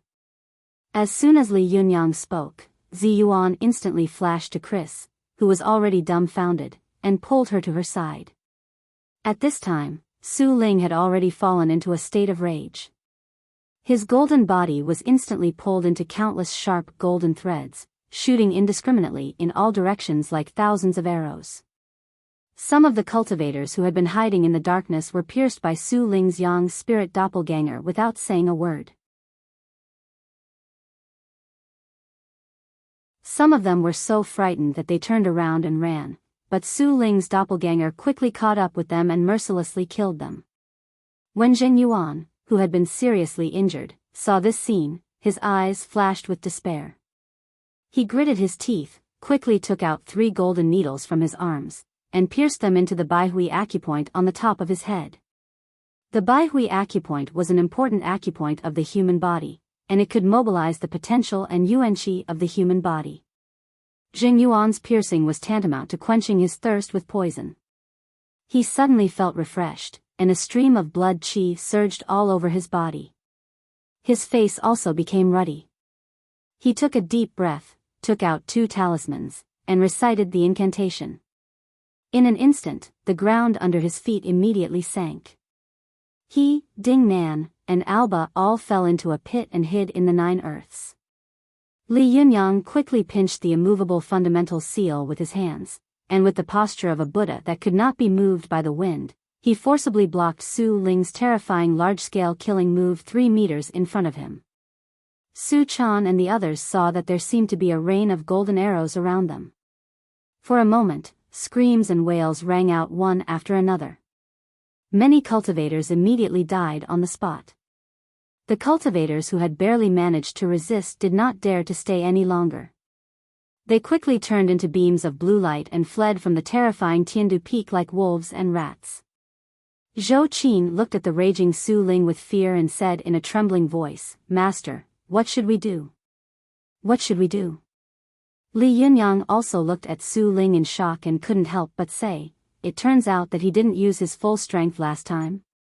Su Chan also looked at Su Ling in horror and said in a trembling voice, "Yundong, we don't want this Dun Jin Dan anymore. Let's go. This Jinshan master is too powerful. We can't beat him." However, Li Yundong's face was cold and he said in a deep voice, "It's not that there's no way." Su Chan and Zhou Qin were shocked at the same time. They hadn't expected that Su Ling would be so strong that Li Yundong still had a way to deal with him. They asked in unison, "What way?" At this time, Ziyuan's heart also moved. She looked at Li Yundong with wide eyes and said, "Could it be that you want to?" Li Yundong nodded and pointed to the sky. "Draw heavenly thunder to subdue him."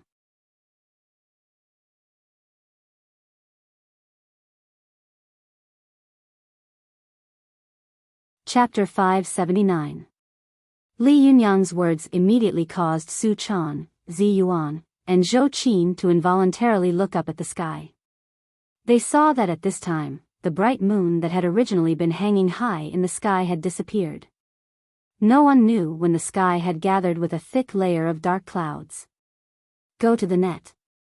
7 KOM. Lightning flashed in the clouds, as if being attracted by the powerful Jinshan power of Su Ling, and the terrifying heavenly thunder was brewing. Cultivators were huge bodies of energy. Usually, they carefully hid their energy in their meridians, 5 internal organs, 3 danshans, and Niden, for fear of attracting the attention of heavenly thunder. But at this time, all the power of Su Ling's Jinshan had been released. It was like a super criminal who had committed a lot of crimes and was swaggering in front of the police station. It would be strange if it didn't attract heavenly thunder. However, it often took a long time for heavenly thunder to strike. It was as if heaven was also looking at the world with cold eyes, as if it wanted to see if he wanted to challenge the power of heaven. If this person had the intention to repent, the heavenly thunder would slowly dissipate. This was the so-called heaven has the virtue of caring for all living things. However, Li Yundong didn't want the heavenly thunder to dissipate. He wanted to use his own strength to draw it down and use its power to fight against Su Ling. But Ziyuan knew that it was really dangerous to attract heavenly thunder. If he was careless, he would be struck into ashes by heavenly thunder. Ziyuan was shocked and said, "Are you sure? It's not a joke to attract heavenly thunder. What if it goes astray? What if you can't control it and the heavenly thunder hits you? You should know that this is not the heavenly thunder attracted by your strength. This is the heavenly thunder attracted by the power of Jinshan. Its power is far above the heavenly thunder you have attracted before. Can you control it?" Li Yundong gritted his teeth and said, "If I don't try, I'll die." Zhou Qin suddenly said, "Master, why don't you hold him back? I'll take the Medicine King tripod when he's not paying attention, and then we'll leave. What do you think?" Li Yundong immediately shook his head and said, "Don't joke. Su Ling can come here after hearing the news. What about those Jinshan masters who got the news? Just now, I was hoping that they might not come, but now, humph, I absolutely don't believe that they are not around. If you make a move, I guarantee that they will catch up with you within a few kilometers. At that time, even I won't be able to save you." Zhou Qin was shocked and looked around in horror. What should we do? If there really are other golden body experts, then why didn't they make a move? Li Yundong's face darkened. I don't know. He could only take it one step at a time. Let's deal with Su Ling first. Protect me, I'm going to attract the heavenly thunder. As he spoke, he immediately pinched his fingers together and recited in a low voice, the divine thunder, the cardinal of heaven and earth, the 3 realms and 9 earths, are under my command. As soon as Li Yundong's voice fell, there was a muffled bang in the lower dantian of his lower abdomen, as if a thunderbolt had exploded in his body. Then, as he took a breath, the sky immediately followed with a loud crack, as if it was echoing him. Chris looked at Li Yundong coyly. Although she didn't know why the heavenly thunder was bursting at this time, she vaguely felt that an extremely terrible force was about to descend. This force seemed to tear the sky and destroy the earth. At this time, Li Yundong's whole body was surrounded by a white qi. As he breathed, it seemed that the wind and clouds were swirling around him, and there was a huge and inexplicable force surrounding him. This was exactly what was said in Wang Shichen praying to Ba Duanjin. With this qi, heaven and earth will change constantly. Man is the spirit of all things. With this qi, he can feel heaven and earth, move ghosts and gods, breathe in wind, cloud, thunder, and rain, and go everywhere. At this time, Su Ling also felt that a terrible force was about to descend. He looked down and saw that Li Yundong was using the 5 Thunder Jade method. Although he was a Jinshin master, he couldn't help but be shocked. Whose disciple is this little bastard? How could the Mahamudra of Buddhism be so powerful, and the thunder magic of Taoism be so powerful? Su Ling's face changed. He said sternly, "You want to attract the heavenly thunder to strike me? Dream on." After that, he waved his hand at the Medicine King tripod, ready to escape with the Medicine King tripod and the Dun Jindan. Heavenly thunder was the nemesis of all cultivators. Even a terrifying Jinshin master like Su Ling was no exception. But at this time, Li Yundong couldn't wait any longer.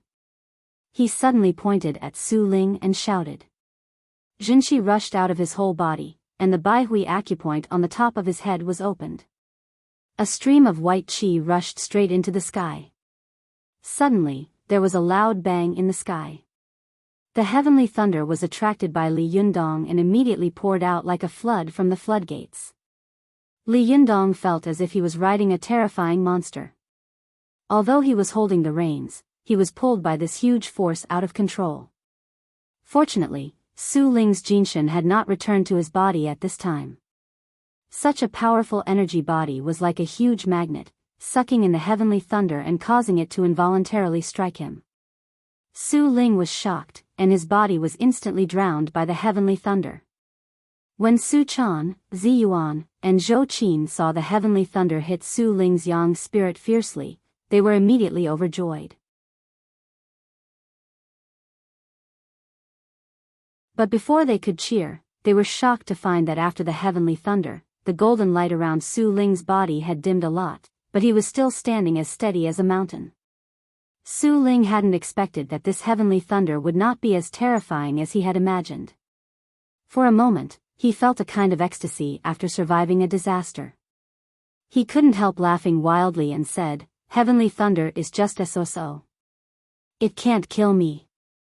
Ha ha ha, if you have the ability, let's have another heavenly thunder." At this time, Su Chan and the others looked at Su Ling in fear and despair. The little girl said in a trembling voice, "Even the heavenly thunder can't kill him?" After Li Yundong had attracted a heavenly thunder, even though his aura was strong, he couldn't help but be a little breathless. He gritted his teeth and said, "Damn it, I was too impatient." The power of the heavenly thunder was far from reaching its peak before it struck down. Zhou Qin's eyes were filled with horror as she said, "Can you strike him again?" Zi Yuan shook her head, resigned to her fate. She sighed in a low voice and said desperately, "It's useless. The heavenly thunder is not something that can be attracted so easily.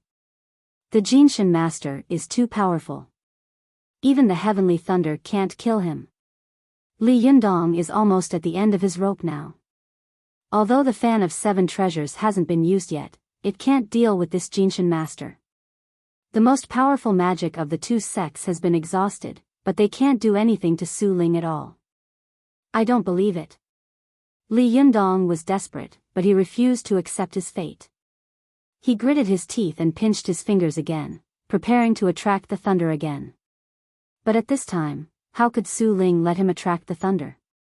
He pointed at Li Yundong and said with a ferocious smile, "Little B****, you still want to attract thunder?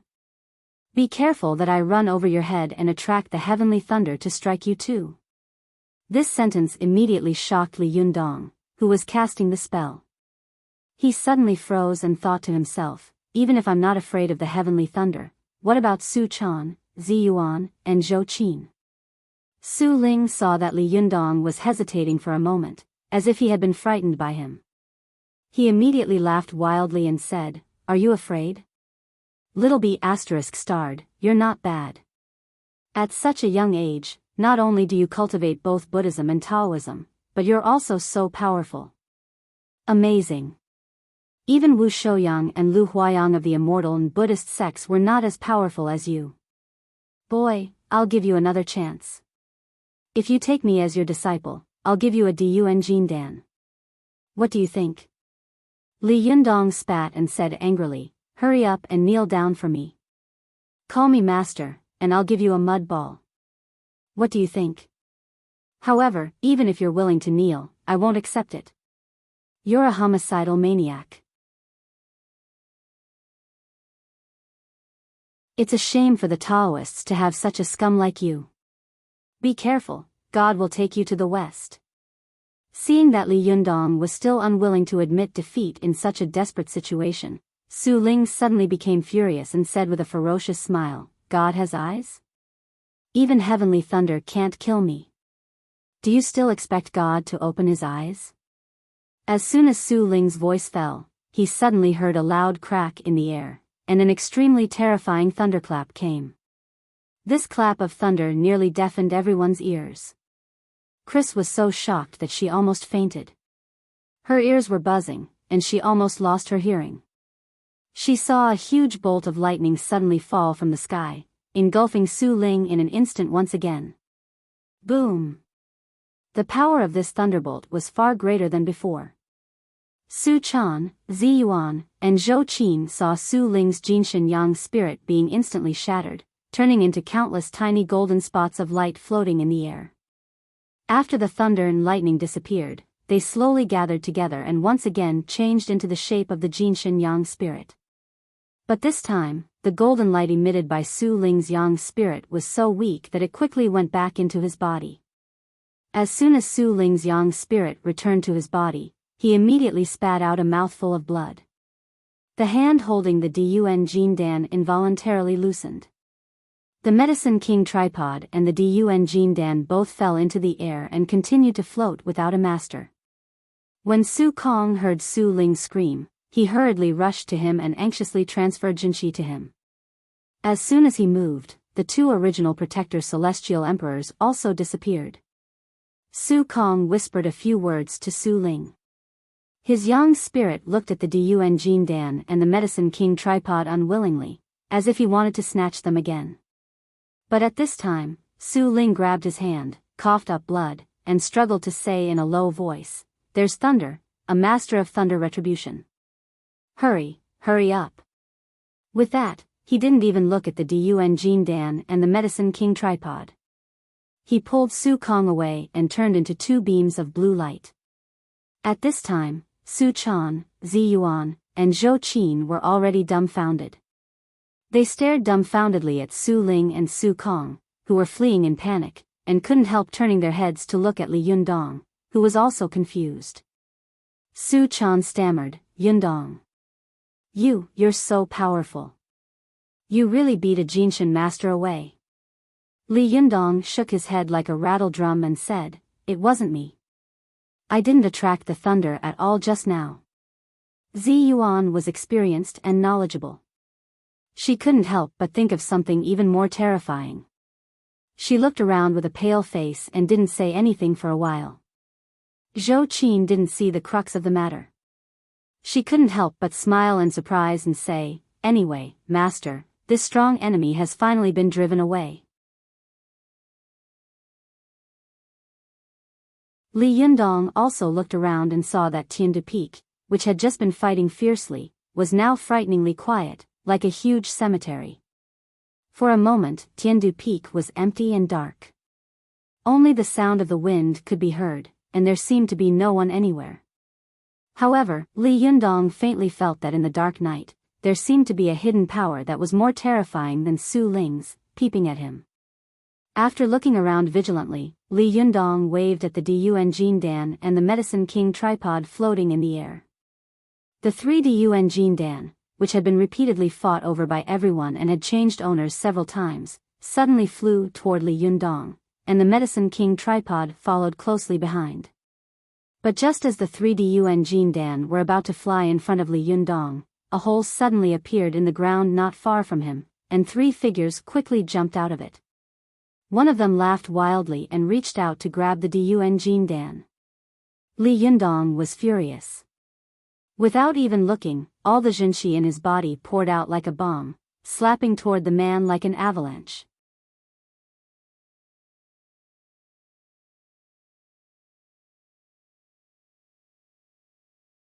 Chapter 580. After Li Yundong struck out with his palm, he realized that the person in front of him was Jing Yuan, who had sneaked into the ground before. At this time, Jing Yuan was not as dispirited and miserable as he had been when he had been seriously injured.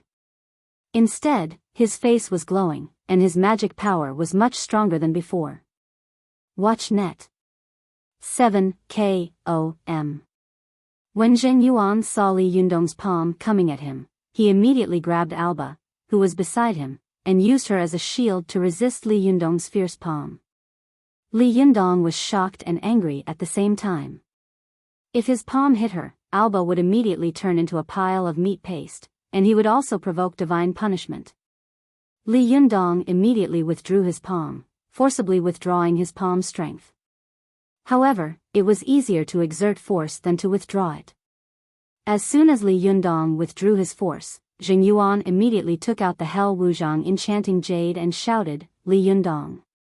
Li Yundong's body suddenly trembled, and in an instant, all the qi and blood in his body seemed to be frozen.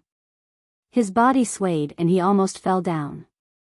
Although Li Yunyang had been frozen for less than a second, Jing Yuan immediately recovered and seized the initiative again. He left Alba behind him with a grim smile, grabbed the Dun Dan with one hand, and the Medicine King tripod with the other.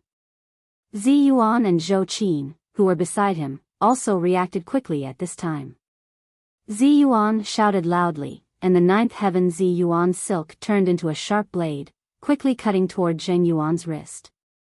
Zhou Qin shook the Vulcan's whip, and the tip of the whip hit the bottom of the Medicine King tripod with a snap, whipping it high. At this time, Jing Yuan had just grabbed the Dun Dan in his palm, but he saw that the 9th heaven Zi Yuan silk had already cut his wrist.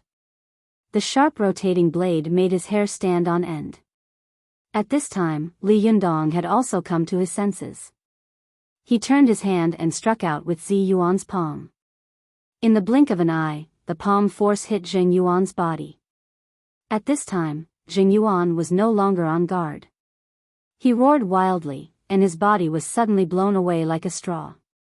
His wrist was heavily cut by the 9th heaven Zi Yuan silk.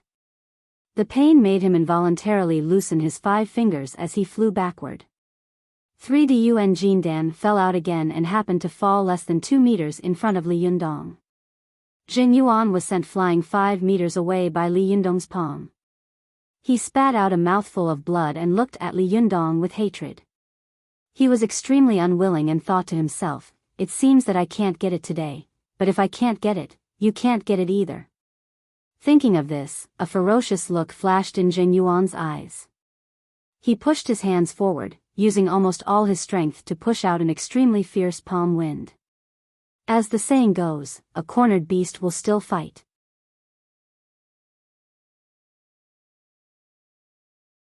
As the head of the Yin-Yang sect in Mount Wuhua, Jing Yuan's decades of cultivation were not to be trifled with. At this time, his desperate attack was really amazing. Seeing Jing Yuan's palm coming toward him, Li Yundong snorted coldly, pinched a Mahamudra, and blasted it at him. But as soon as he blasted out the Mahamudra, he saw Jing Yuan's palm wind rushing over with 3 Dun Dan. Li Yundong was shocked and thought to himself, oh no. But Li Yundong's Mahamudra had already been blasted out, and it was too late to stop.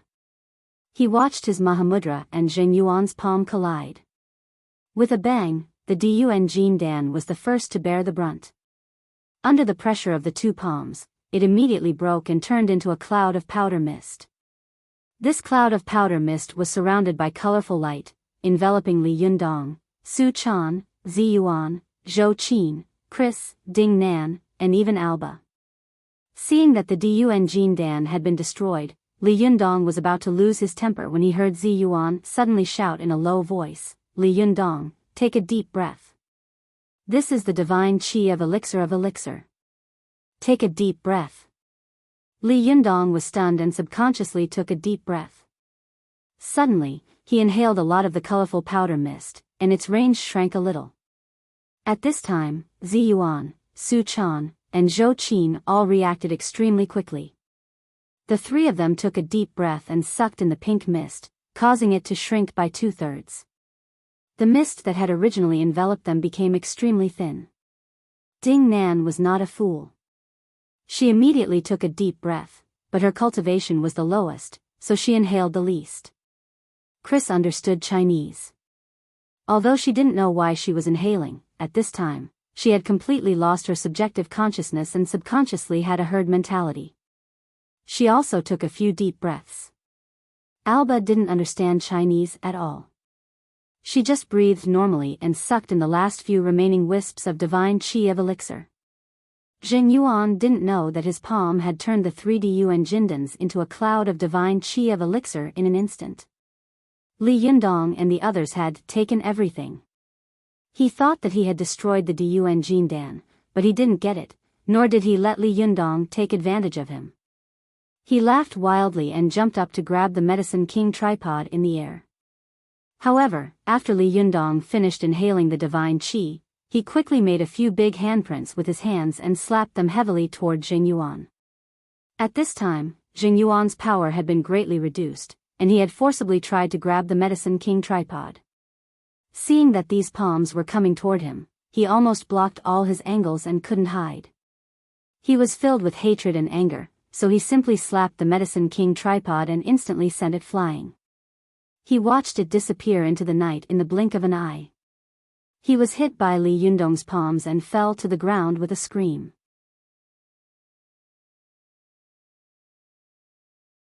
Zheng Yuan, today is the day you die.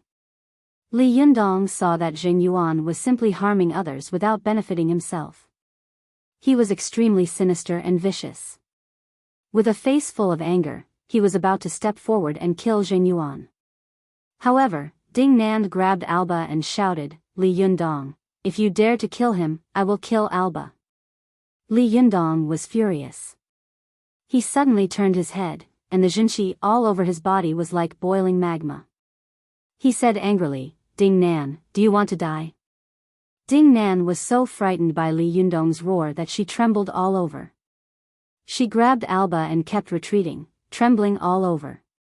She said in a trembling voice, You, don't force me. Force you? No one is forcing you. It's you who are going further and further on the devil's way and sinking deeper and deeper. Li Yundong roared angrily. If I let him go today, more people will die because of him in the future. Don't you know that? Of course, Ding Nan knew this, but she also knew that once she lost Zheng Yuan's protection, she would never be able to surpass Zhou Qin in this life. Ding Nan's heart ached as if it had been bitten by a poisonous snake. She smiled bitterly and said, I don't know anything. I only know that if you take one step closer, she will die. Li Yundong was extremely angry. He took a step forward and was about to shout angrily when he suddenly felt the qi in his body surging like a tsunami. His meridians were in a mess, as if they were rebelling. Li Yundong was shocked. He knew that he had inhaled the divine aura of elixir of Dun Jindan, and at this time, the medicine had already taken effect. Li Yundong's cultivation was the highest here. After absorbing the medicine, he had mobilized his jinqi violently, so the medicine had taken effect the fastest. He only felt that for a moment, his whole body was extremely hot, his head was dizzy, and his vision gradually blurred. Li Yundong was secretly horrified. He was afraid that once he fell, it would cause Zheng Yuan's ferocious counterattack. Once Zi Yuan and Zhou Qin fought back, they would immediately be like him, and the medicine would take effect in an instant. Li Yundong's body was in turmoil, but he didn't show any of it on his face, like a calm lake. He gritted his teeth and forced his voice to sound normal. "Hurry, get out of here. Don't let me see you again." Ding Nan couldn't believe that Li Yundong had really let her go. While dragging Alba, she looked at Li Yundong in horror and walked step by step toward Zheng Yuan. Although Zheng Yuan was seriously injured, he was like a centipede. He struggled to stand up. After glancing at Li Yundong with fear and hatred, he quickly took out a talisman from his arms, grabbed Ding Nan, and shouted in a low voice, "Let's go." Soon, a yellow light flashed, and he, Ding Nan, and Alba immediately disappeared on the spot.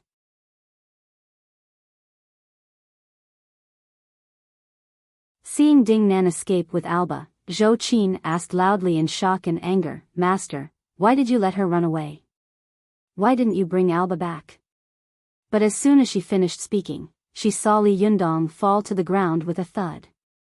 His skin seemed to be on fire, turning a terrible blood-red color. The breath coming out of his sinuses was extremely hot, as if it could burn the air.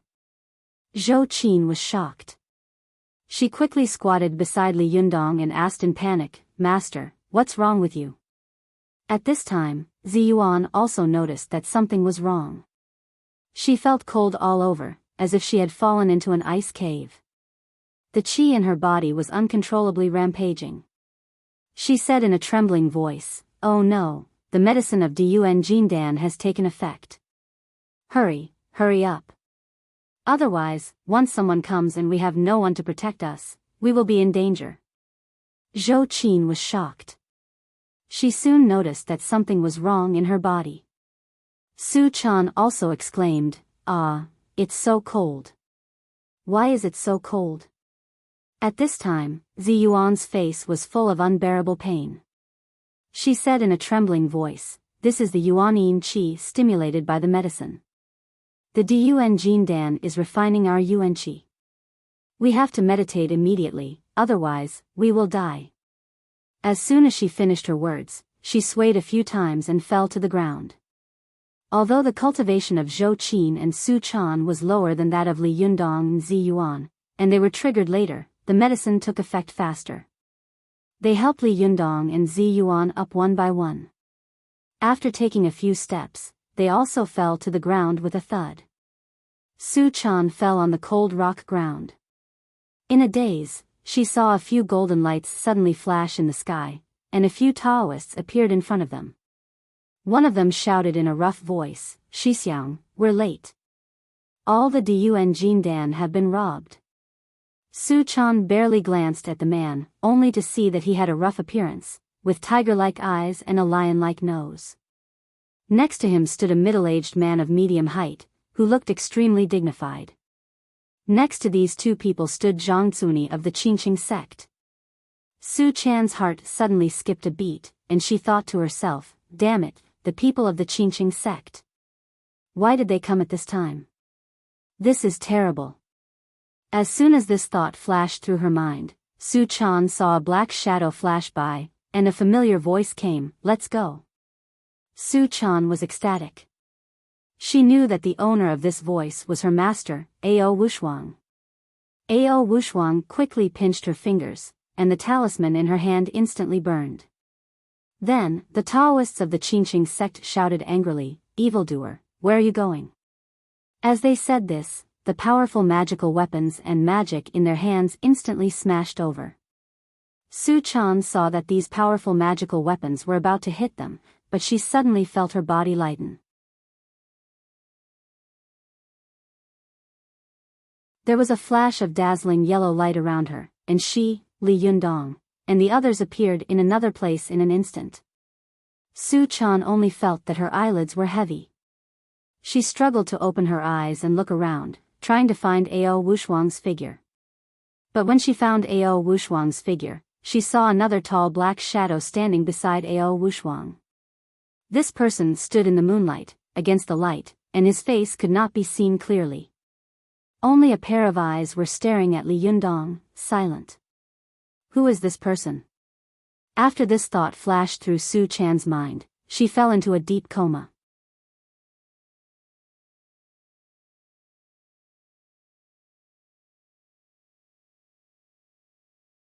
Chapter 581. When Ao Wushuang reappeared with Su Chan and the others, she was in her home in Shantang, Dongwu City. She stared at Su Chan, who was in a coma, and couldn't help but show a sense of love and pity. She gently bent down and used her hand to push away the messy hair on Su Chan's forehead. Her eyes were a little complicated. Go to see the net. At this time, the man behind her took a slight step forward and observed Li Yundong with interest. Half of his face was illuminated by the moonlight, revealing a rather handsome man's face. It was Lu Yi, the former leader of the Fox Zen school. He said, "Why? Chan'er finally has a chance to break through the realm of the six-tailed fox spirit. Aren't you happy for her?" Ao Wushuang tilted her face slightly and said in a cold voice, "What's there to be happy about? I'd rather she be safe for the rest of her life." Lu Yi snorted and said, "Be safe? How can it be so easy? When we fox spirits walk in the world, peace is an extravagant hope. Only by constantly strengthening ourselves can we ensure true peace." Ao Wushuang said coldly, "Are you satisfied now? Li Yundong has finally gotten the Diyuan Jindan. Your big plan can finally be implemented." Lu Yi didn't say anything. He just stared at Li Yundong and didn't say anything for a long time. After a long time, he sighed softly and said, "Sometimes I really envy this guy. He's young, smart, talented, and even rarer, he has all kinds of great opportunities. He has everything a cultivator desires. Look, he has only cultivated for more than half a year, and he's about to break through the Jinshan phase. Alas, this kind of cultivation speed is truly unprecedented since ancient times." Ao Wushuang snorted and said, "Wang Chongyang of the Chuanjin sect started cultivating at the age of 48 and became a great cultivator in a year." "What do you mean?" Lu Yi said disapprovingly, "That's because Lu Dongbin and Han Zhongli have enlightened him. It's different." Ao Wushuang also looked at Li Yundong, and there was some emotion in her eyes. More than half a year ago, this boy was as weak as an ant in front of her, but now, he was about to break through the most important bottleneck of a cultivator, the Jinshan phase. Once Li Yundong broke through to the Jinshan phase, he would no longer be his match. His Mahamudra and all kinds of magical items would completely suppress him in all aspects. Ao Wushuang stared at him, and a thought suddenly came to her mind. Fortunately, this guy is not my enemy, nor is he the enemy of the Fox Zen school. Otherwise, it would really be the end of the Fox Zen school. Ao Wushuang looked at him for a while and suddenly said, "Why didn't you make a move earlier? Wasn't he afraid that he wouldn't be able to get the Diyuan Jindan? When that golden body expert appeared, I thought you had given up and didn't plan to make a move." Lu Yi smiled and said, "The bald donkeys of Shiyuan Temple and Jinshan Temple are watching me every day. As long as I show my head, they will appear nearby. As long as I take action, they will definitely take action. And do you think Su Ling is the only one nearby? As far as I can sense, there are no less than 5 golden body experts near Celestial Capital Peak. However, these guys are all narcissistic and arrogant. They think that they are the few great cultivators in the world. On the one hand, they disdain to fight for it, and on the other hand, they are afraid that once they make a move, others will take advantage of them." Ao Wushuang sneered and said, "A group of hypocrites. If you want to snatch it, just snatch it. Why are you so cautious? This is what I like about Li Yundong. He's not like these hypocrites. They want to be whores and set up a chastity memorial." Lu Yi snorted and said, "If he was really decisive, he should have taken the Diyuan Jindan and run away as soon as possible, so that I wouldn't have to waste so much effort later." Ao Wushuang said coldly, if he left, what about Chon'er, who came later? Do you think he is like you? Can he leave the people around him at any time? Lu Yi was not angry in the face of Ao Wushuang's accusation. Instead, he raised his eyebrows and said, a real man should not be so wishy-washy. However, this guy looks like a good and honest man, but he deliberately didn't put away the Diyuan Jindan. This is a sinister and vicious means, which caused the cultivators of all sects to fight and completely upset the situation. TSK, not bad. Ao Wushuang snorted and said, Bah, you are always scheming against others. Do you think that everyone in the world is scheming against others all the time like you? Lu Yi snorted and said with a sneer, if I don't scheme against others, others will scheme against me. Ao Wushuang sneered and said, so you even schemed against your own people. Aren't you afraid that something will go wrong in the end? Why didn't you take action earlier just now? What if Li Yundong was killed by Su Ling? Lu Yi said disapprovingly, how can the reincarnation of Wisdom King die so easily? When Ao Wushuang heard the words, reincarnation of Wisdom King, she suddenly frowned. She looked at Li Yundong with an extremely complicated look in her eyes. After a long time, she suddenly asked, when did you break through the eight-tailed realm? The eight-tailed realm is equivalent to the primary stage of thunder retribution. Why didn't you just grab the Diyuan Jindan yourself just now? Why did you waste so much effort and beat around the bush? Lu Yi chuckled and said meaningfully, do you think I'm the only thunder retribution master there? Ao Wushuang was shocked. Are there other thunder retribution masters? Lu Yi sneered and said, as far as I can tell, there are at least 3 thunder retribution masters nearby. Ao Wushuang was shocked. What?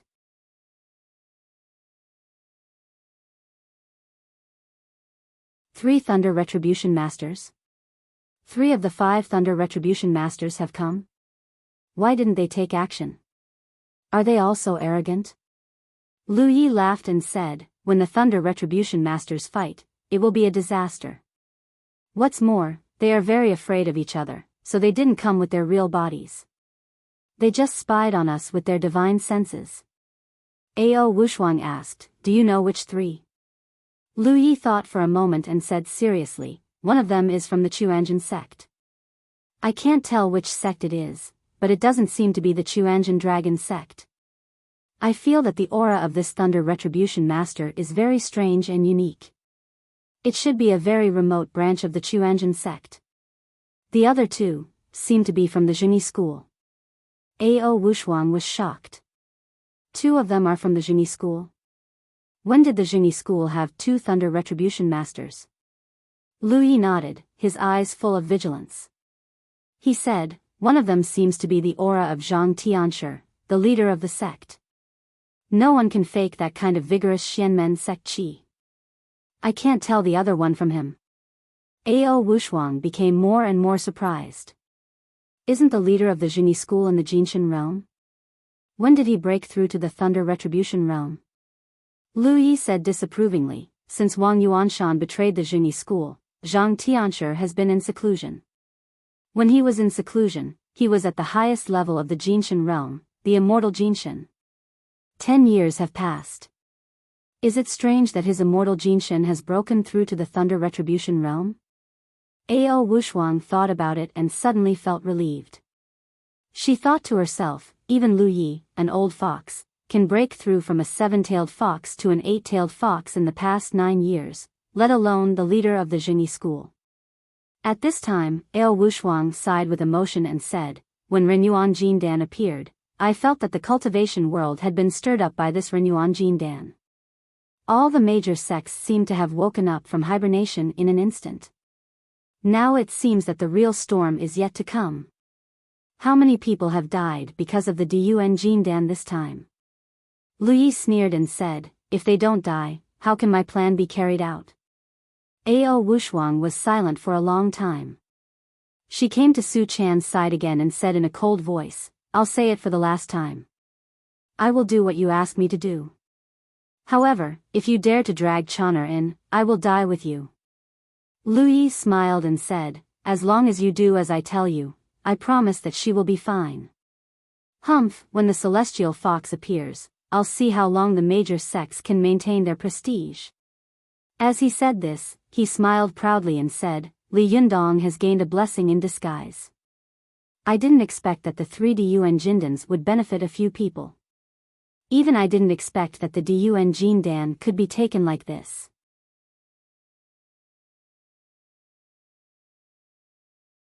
Wonderful, it's really wonderful. Now, as long as he passes the time limit and is given some time, the strength of the Fox Zen school will increase greatly, and my plan will go further. Haha. At this time, Ao Wushuang's eyes fell on Chris, who was also unconscious. She suddenly said, what about this foreigner? She seems to have also absorbed the divine aura of elixir. Lu Ye's eyes flickered and he smiled. This foreigner is lucky to be able to absorb the divine aura of elixir. Hee, it's really fate. Ao Wushuang had also heard from Su Chan that Chris had chased after Li Yundong and wanted to be his disciple. She asked, do you think Li Yundong will accept her as his disciple? Lu Yi snorted and sneered contemptuously. Does she deserve to be his disciple? These Westerners, when they were still / burn farming, our ancestors had already begun to cultivate. When they were still creating words, Fuxi had already created the Book of Changes. Even now, these foreigners can't understand what was written more than 5,000 years ago. Do you expect them to understand cultivation? What a joke. Can they understand the inner canon of the Yellow Emperor? Can they understand what qi, blood, and meridians are? However, Ao Wushuang shook her head and said, that's not true. I heard from Su Chan that this girl seems to have some Chinese blood, and she is very yearning for Chinese culture. Lu Yi sneered and said, if I were Li Yundong, I wouldn't accept this foreigner as my disciple. In the 5,000 years of the Chinese cultivation world, no one has ever broken this rule. However, Ao Wushuang sneered and said, really? Why do I hear that many sects have developed abroad and have their own believers? There is even a saying in the cultivation world that there are masters overseas? Lu Yi said disapprovingly, humph, the birthplace of Chinese culture is the Central Plains. If there are no masters here, where can there be masters? What kind of masters can there be in those remote and barbarian lands? As soon as he finished speaking, he suddenly frowned and looked out of the window. He said in a deep voice, the bald donkeys of Shiyuan Temple and Jinshan Temple are chasing after us again. I'll leave first. You can protect them later. This is a busy city. I believe these cultivators dare not act recklessly. After that, his figure flashed and he disappeared in an instant. At this time, on the distant Mount Wuhua, Jing Yuan and Ding Nan had already returned to their cave residences. Alba, who had been kidnapped, also appeared next to them. Alba looked around in horror and despair. The cheerleader of the University of Pennsylvania had no idea what kind of fate awaited her. Even Ding Nan herself didn't know what kind of change she would usher in after the Battle of Tiandu Peak.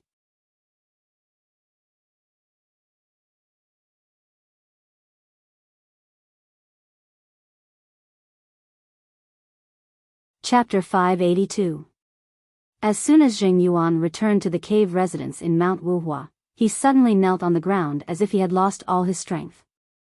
He spat out a mouthful of blood, and his face turned frighteningly pale.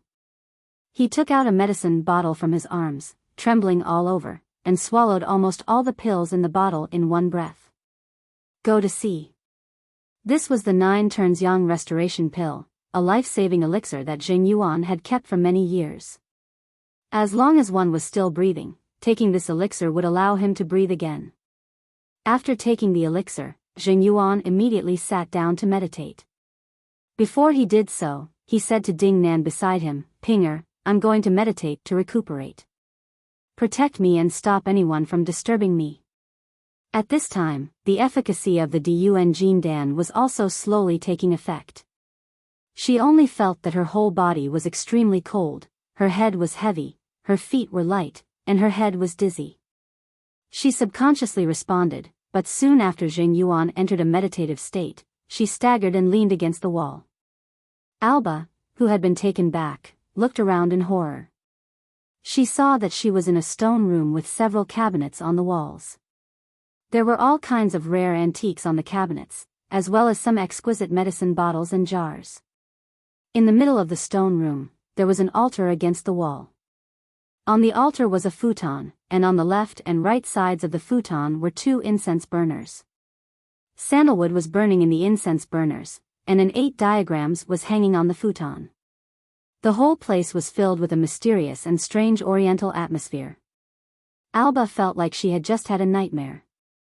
She looked around stiffly and pinched her thigh hard, as if she would wake up from her nightmare after a sharp pain. She would return to the green lawn of the University of Pennsylvania and enjoy the happy and comfortable sunshine again. But reality was extremely cruel. Alba only felt a sharp pain in her thigh, but she was still in this demonic place. Alba thought about how her nightmare had begun since she had decided to come to Mount Huangshan with Chris and John. John had fallen into the abyss, and it was unknown whether he was alive or dead. She had even become a hostage, and there was a language barrier. Her mobile phone had fallen in the panic. How could she escape and regain freedom when she was unfamiliar with this place? For a moment, Alba felt so sad that she almost burst into tears. But at this time, Ding Nan, who had already taken effect, suddenly fell to the ground with a thud.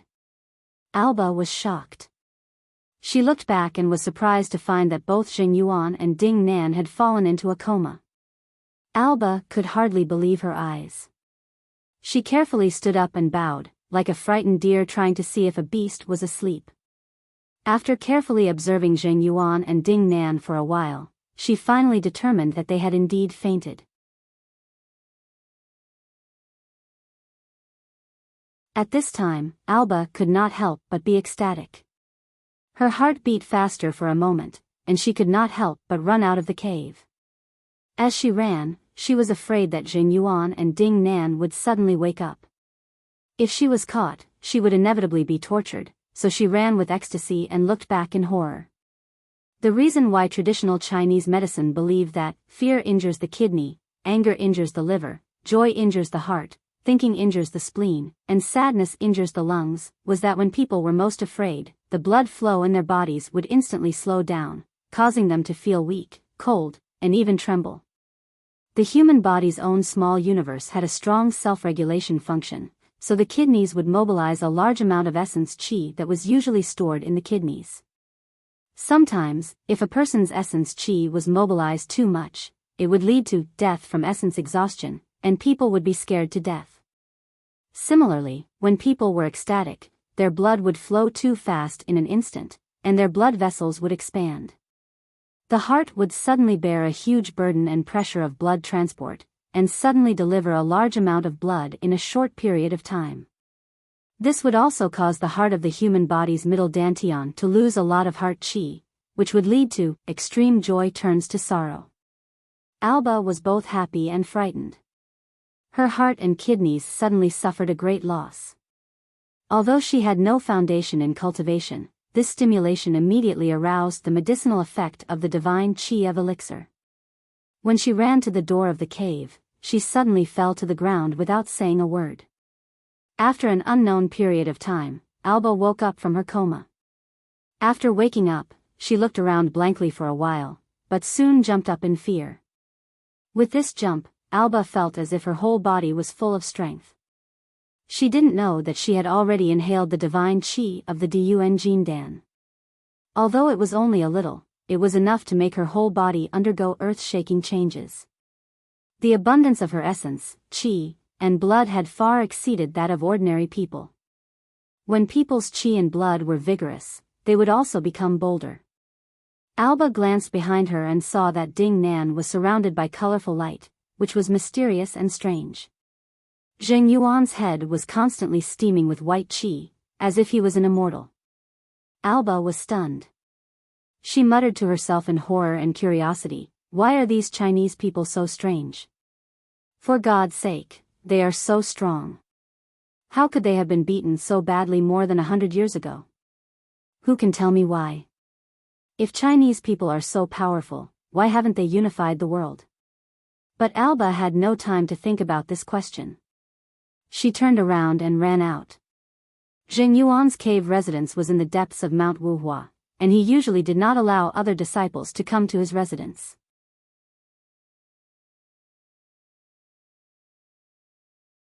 In addition, he was suspicious by nature and had only accepted 2 disciples in his life. Therefore, no one stopped Alba in the cave residence at the back of the mountain, allowing her to run all the way out of the cave. But just as Alba was about to escape, Ding Nan slowly woke up from her meditation. After her Jinqi had been transformed by the divine qi of panacea, the Niden in her body had condensed and become several times more powerful than before. She let out a long breath, which condensed and did not disperse. Like a sharp arrow, she sprayed it at the wall, but it did not disperse at all. Instead, with a thud, it sounded like an iron hammer hitting the wall. Ding Nan was startled by the sound and opened her eyes. But as soon as she did so, she found that Alba had disappeared from the cave. Shocked and furious, she immediately chased after her and flew into the air to look for Alba's figure from a high vantage point. Alba had not escaped for long before she was immediately found by Ding Nan. Ding Nan sneered and immediately chased after her. In the blink of an eye, she appeared beside Alba and sneered, "Where are you going?" When Alba saw Ding Nan suddenly appear, she was so scared that she trembled all over. The courage she had gathered just now suddenly collapsed and disappeared.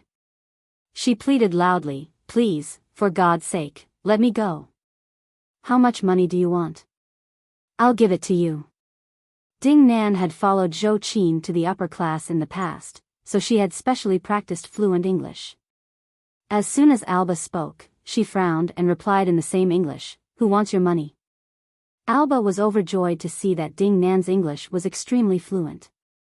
She quickly begged again, "My God, your English is so good. You are really a beautiful lady. Can you be merciful and let me go back? My parents and family will be very worried about me."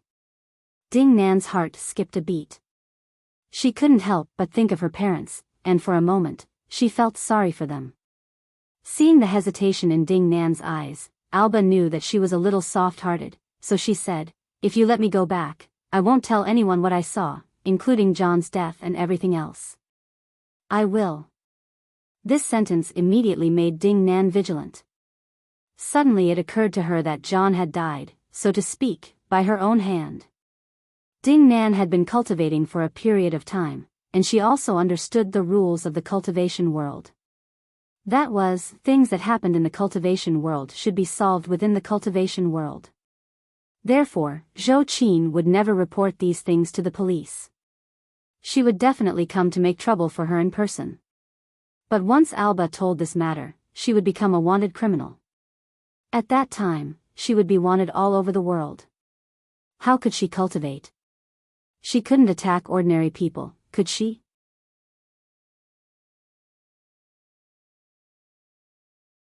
As soon as Ding Nan thought of this, evil thoughts rose in her mind, and her eyes slowly became cold as she looked at Alba. Seeing that Ding Nan's eyes were getting colder and colder, Alba was frightened and subconsciously wanted to turn around and run away. However, Ding Nan sneered, reached out, and grabbed her neck. She picked her up like a chicken and said, "Come back with me." Although Alba struggled desperately, how could she break free from Ding Nan's hands? The poor cheerleader was dragged back by Ding Nan like an animal.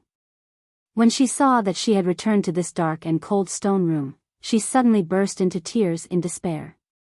Although Ding Nan did not intend to let her go, seeing her crying like a pear blossom in the rain, she couldn't help saying, "Don't cry.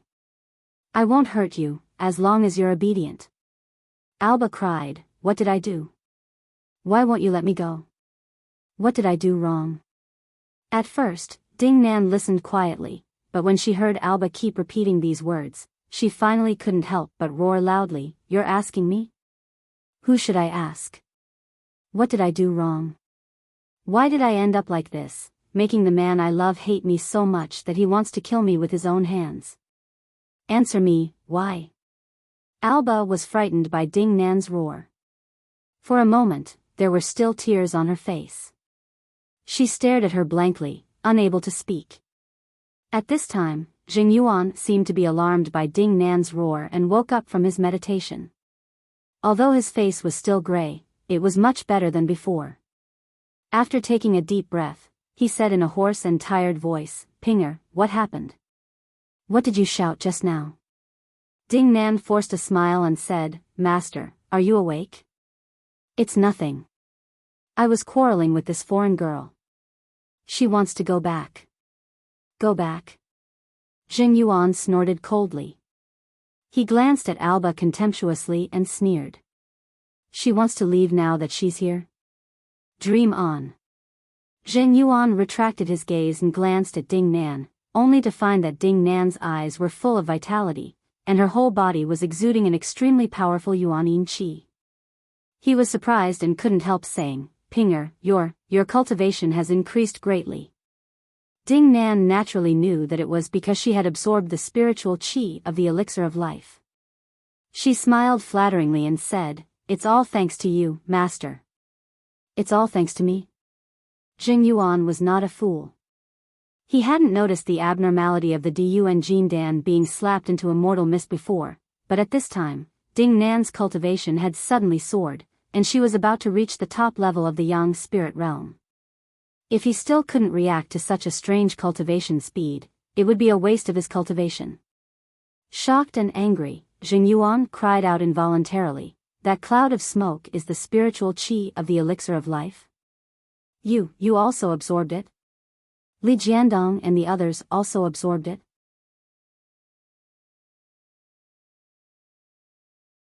Ding Nan saw the shock, anger, and jealousy in Jing Yuan's eyes. Her heart skipped a beat, and she quickly knelt down and said in a trembling voice, "Master, I didn't mean to. At that time, I just..." Jing Yuan looked at Ding Nan in front of him with a gloomy expression. He was so jealous and hateful that he almost bled. He just wanted to drain all the blood in her body in an instant and then dig out all the spiritual qi in her body for his own enjoyment. However, the medicinal power of the Diyuan Jindan dissolved very quickly, and Ding Nan was a rare good furnace. Soon, the medicinal power was completely dissolved. It was too late for him to do anything else. Since it was over, Jing Yuan could only suppress the jealousy that was gnawing at his heart. He forced a smile and said, "Good Pinger, this is also your own good fortune. I am not as good as you."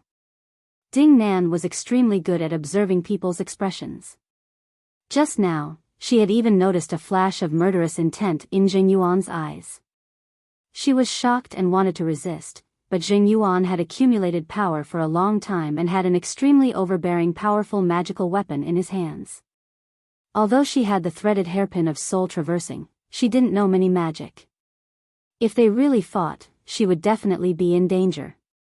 At this critical moment, Ding Nan thought quickly and immediately said with a charming smile, "Master, if I'm good, isn't that good for you?"